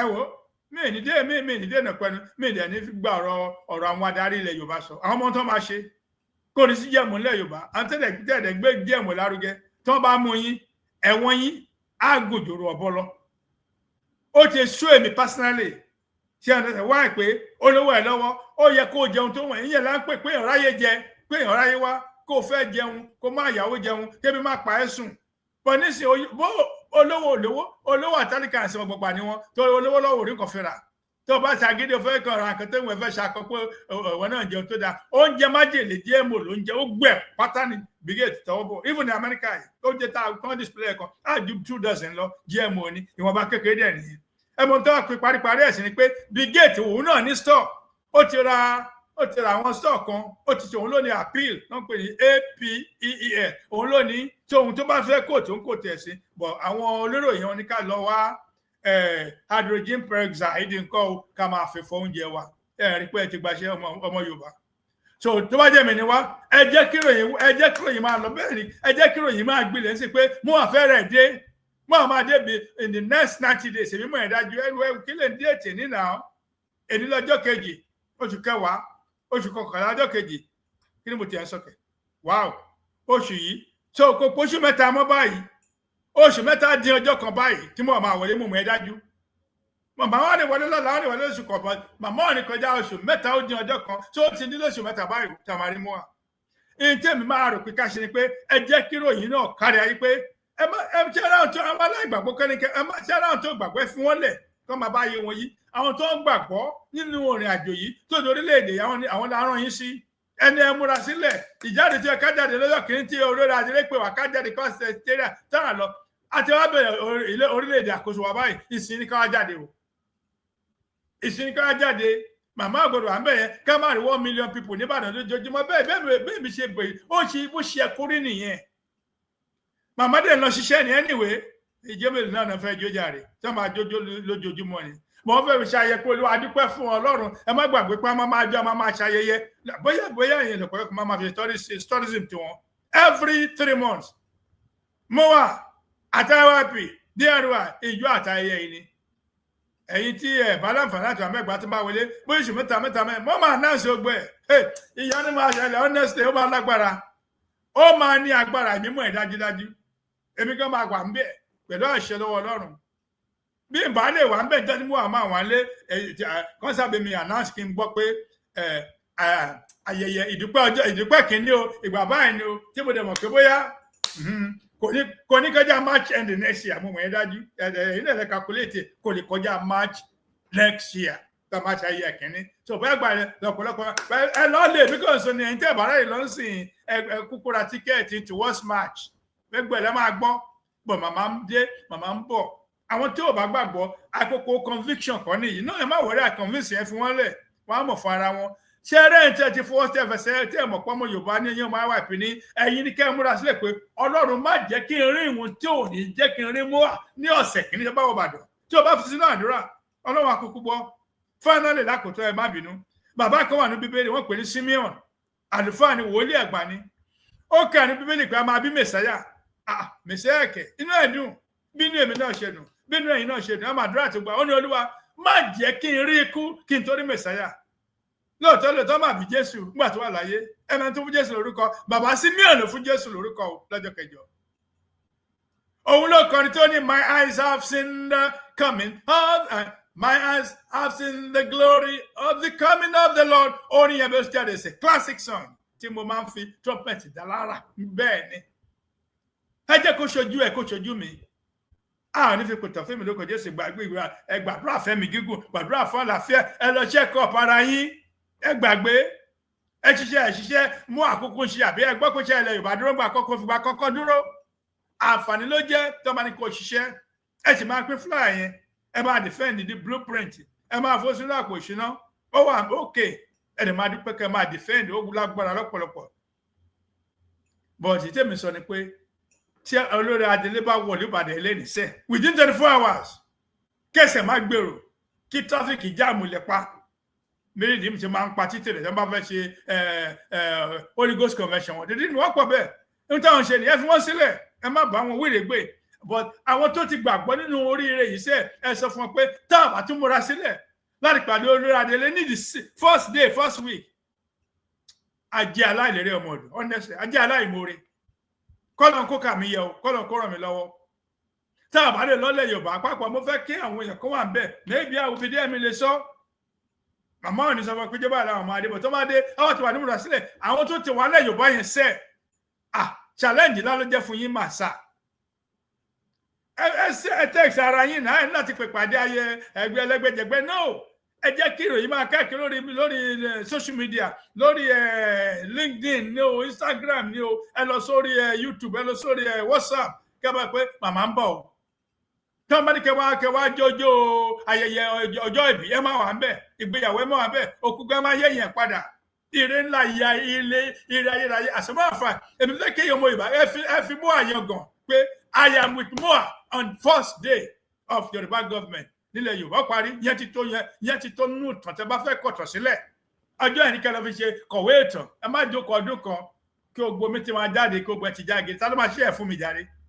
ẹ̀yin mi fẹ́ jókòó síbi kí kó mọ àmà lọ ṣe mọ àmà ṣe tọ́lọ́run ràn ẹjọ́ ẹ jẹ́ ká jẹ́ ara ìbùkún orílẹ̀-èdè Yorùbá ó ṣe pàtàkì lọ́pọ̀lọpọ̀ jẹ́ gba àwọn òrìtẹ́ rí ẹ ò ní rí wọn mọ́ torí pé àkókò ti dé tí Nàìjíríà yìí ò ní ṣiṣẹ́ mú kò dẹ̀ ṣiṣẹ́ láyé àti láéláé lẹ́ẹ̀kan gbogbo yín mo máa dúpẹ́ lọ́wọ́ yín mo dúpẹ́ lọ́pọ̀lọpọ̀ pé ẹ farabalẹ̀ bá wa wo ètò tí èní yìí ẹ má gbàgbé àkọlé lónìí ọmọ Yorùbá ẹ súnmọ́ bí ṣé ẹ ti gbọ́ wípé Àmọ̀tẹ́kùn ti bẹ̀rẹ̀ sí í pa àwọn ọmọ Yorùbá láti àná ní on the 1st of October ohun tó fi welcome tó fi ṣe ayẹyẹ October tí wọ́n ní alórí wọn burú nílẹ̀ Yorùbá yẹn gan Àmọ̀tẹ́kùn ẹ̀ ní ṣeré ìwọ tí o bá wọ kakí Àmọ̀tẹ́kùn àtẹnitó gbogbo tó jẹ́ Àmọ̀tẹ́kùn rẹ̀ ire Ọlọ́run jẹ́ tiyín kò ní jẹ́ tìdílé yín tó pé gbàtẹ́ mọ̀ọ́mọ̀ tẹ́ ń pa ọmọ Yorùbá tẹ́ fẹ́ máa pa wọ́n ìdílé yín á parẹ́ ẹbí yín á parẹ́ ohun gbogbo tẹ́ ẹ dúró fún àparẹ́ àṣègbè lójú ẹ̀mí yín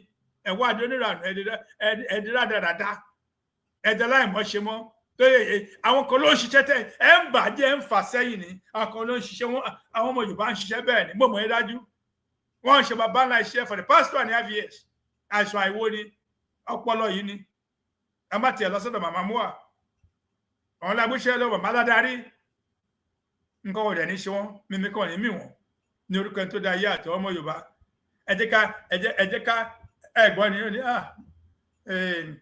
mo gbàgbé ó ní pé mú wà ohun anílà ń gbé lárugẹ màmá ló yẹ kó jẹ́ bẹ́ẹ̀ màkì pé ló yẹ màmá ló ń jẹ́ bẹ́ẹ̀ ohun tá a bá ní ẹ̀ka gbé lárugẹ bọ̀ kí ni èmi tí omi sọ ni pé ẹ jọ̀wọ́ tó bá ṣe é ṣe ó dẹ̀ máa ṣe é ṣe pẹ̀lú àṣẹ Ọlọ́run ká wá kúkú mú ìpèníjà yìí pé ní ìta ara wọn sí àwọn ní dá bàbá olórí àdìrà àní dáadáa àní dá màmá mú àdá àní dá ẹnikẹ́ni dá aṣojú mi aṣojú wọn náà dé wà yẹn sẹ́ pápẹ́ tí wà ní Yorùbá tí wọ́n gbọ́ pé dé wà nù mú àbẹ́ Ìbàdàn ìtẹ́lẹ̀ bá ṣu tẹ́ ẹ̀ bá fojú kan mú à mi bá akókó à ń bí kò nípa wa a sọ̀rọ̀ sí yín mi ṣeré mi lẹ̀ ní bọ́ọ̀rì bọ̀dì bá a sọ̀rọ̀ for day one báyìí ẹ má wọ́ọ́rì màmá sọ pé màmá ní oyin ni wá èrè máa wá mú àkèrè fún rere ni o àtàmọ̀ ni mo pa kí ló ń bolo tó kù tá à ń lọ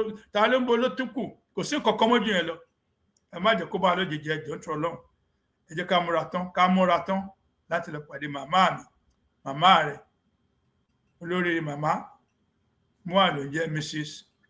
Modipola onítìrí àyà MKO Abiola orin yìí la máa fi kásẹ̀ àdàgbà ètò ńlẹ̀ tó ní màmá mi yìí náà là ń pè ní sweet mother.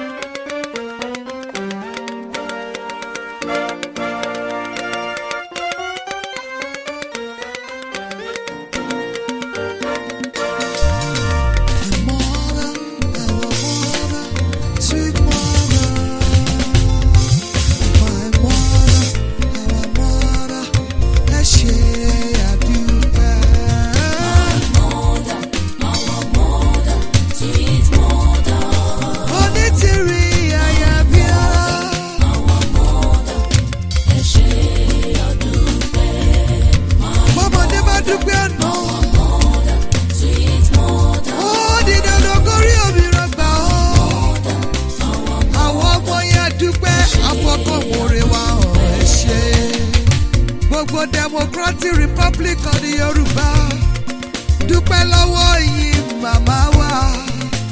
Now our nation is on the West African maps all over the world. Ẹ ṣé.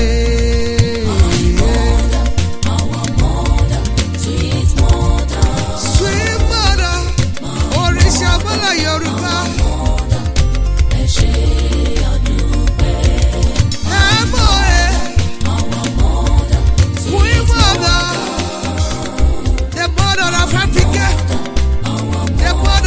Nations. Kí ló máa fi dúpẹ́ lọ́wọ́ ẹ̀mọ́ ẹ̀ màmá olóore wa. Màmá tó filẹ̀ àtọ̀nà sílẹ̀ láti gbọ́ ti gbogbo ọmọ Yorùbá. Ẹ ṣé.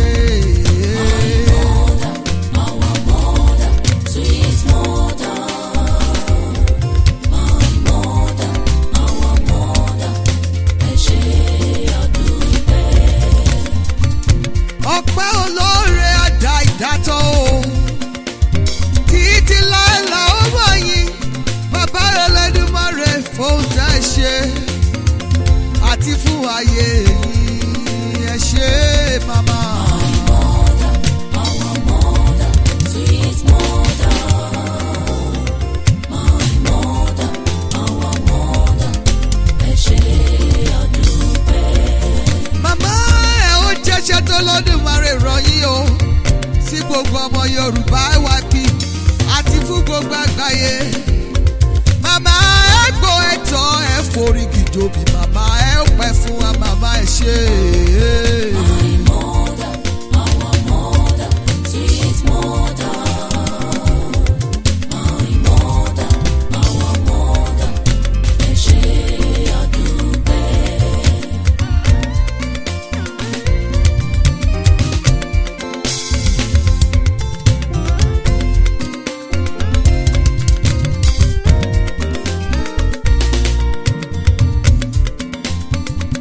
Bábí gbọ́ ṣùgbà fún màmá wa o. Ẹ bábí gbọ́ ṣùgbà fún màmá wa o.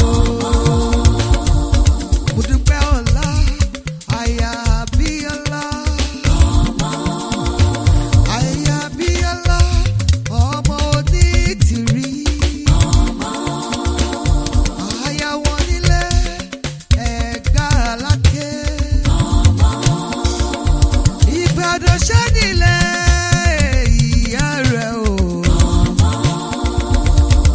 Mábíàmọ́ bọ̀jẹ́ gbọ̀rọ̀gbọ̀rọ̀.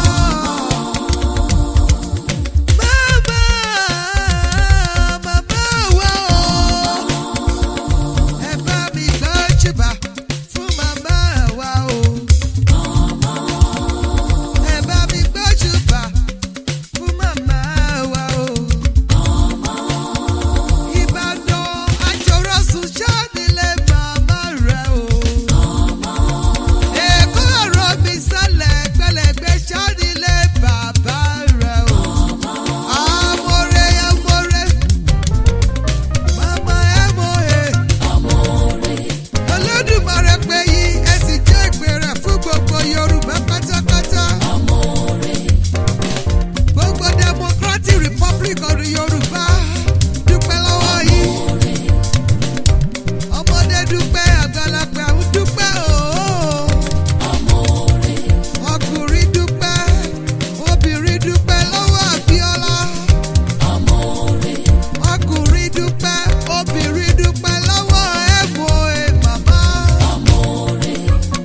Ọmọdé dúpẹ́, àgbàlagbà dúpẹ́ ooo.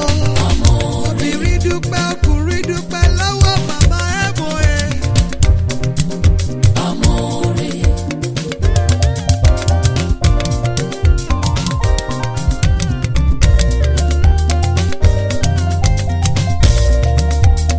Ẹ bá mi gbọ́ ṣùbà fún màmá wa o. Ẹ bá mi gbọ́ ṣùbà fún màmá wa o.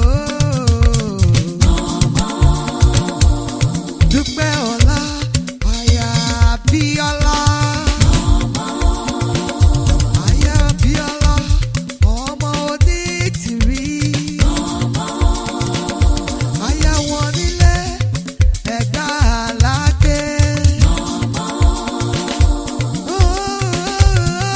Ìbàdàn ṣánilẹ̀ ìyá rẹ̀ o. Abíámọ́ bọ̀jẹ́ gbọ̀rọ̀gbọ̀rọ̀. Èkó ọ̀rọ̀ mi ṣẹlẹ̀ gbẹlẹ̀gbẹ̀ nílé bàbá rẹ̀ o. Abíámọ́ bọ̀jẹ́ gbọ̀rọ̀gbọ̀rọ̀.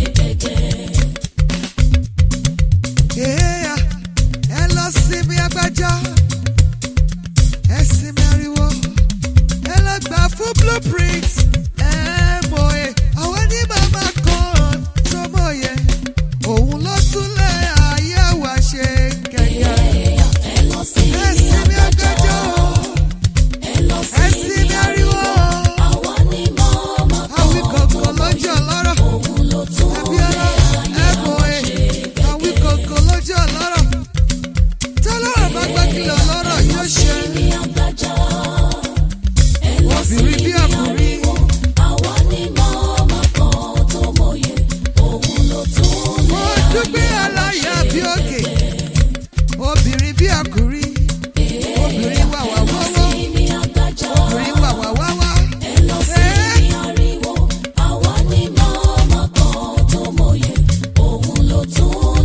Ayé wa ṣe gẹ́gẹ́. Ohun adé là ń gbé lárugẹ. Ohun adé là ń gbé lárugẹ.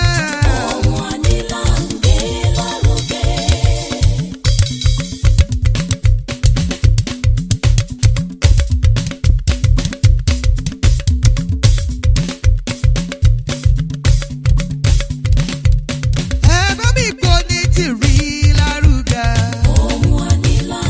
Ọmọ Ìbàdàn Mẹ́sì ọ̀gọ̀.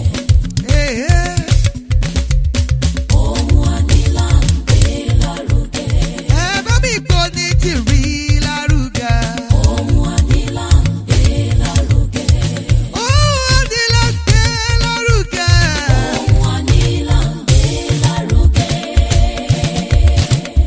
Ìyá òrìṣà mọ́lẹ̀ Yorùbá, ìyá mi Abíọ́lá, sọ́gìrì, lágìrì, òlágìrì kákàkà, Ìbàdàn jẹ̀gbíjẹ̀ karùn-ún, aya Lísàbí agbóngbò àkàlà, ẹ̀yà Abíọ́lá.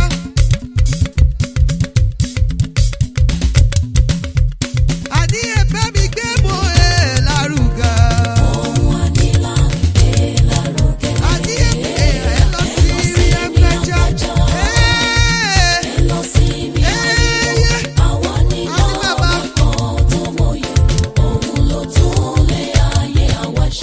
Ó tún lé ayé ọ̀dọ́ ṣe. Ó tún lé ayé àgbà ṣe. Ó gbà wá kúrò nínú oko ẹrú. Ó tá ayé ọ̀dọ́ ṣe. Ó tá ayé àgbà ṣe. Ó tá ayé ọkùnrin ṣe. Ó fún wa lẹ́kọ̀ọ́ ọ̀fẹ́ o. Ó máyé rọrùn fún wa. Ó tún lé ayé wa ṣe. Ó fún wa lómìnira. Ó máyé rọrùn fún wa. Ilé ìwòsàn ọ̀fẹ́. Ìlera tó sunwọ̀n yé. Ààbò tó péye. Gẹ́gẹ́gẹ́gẹ́.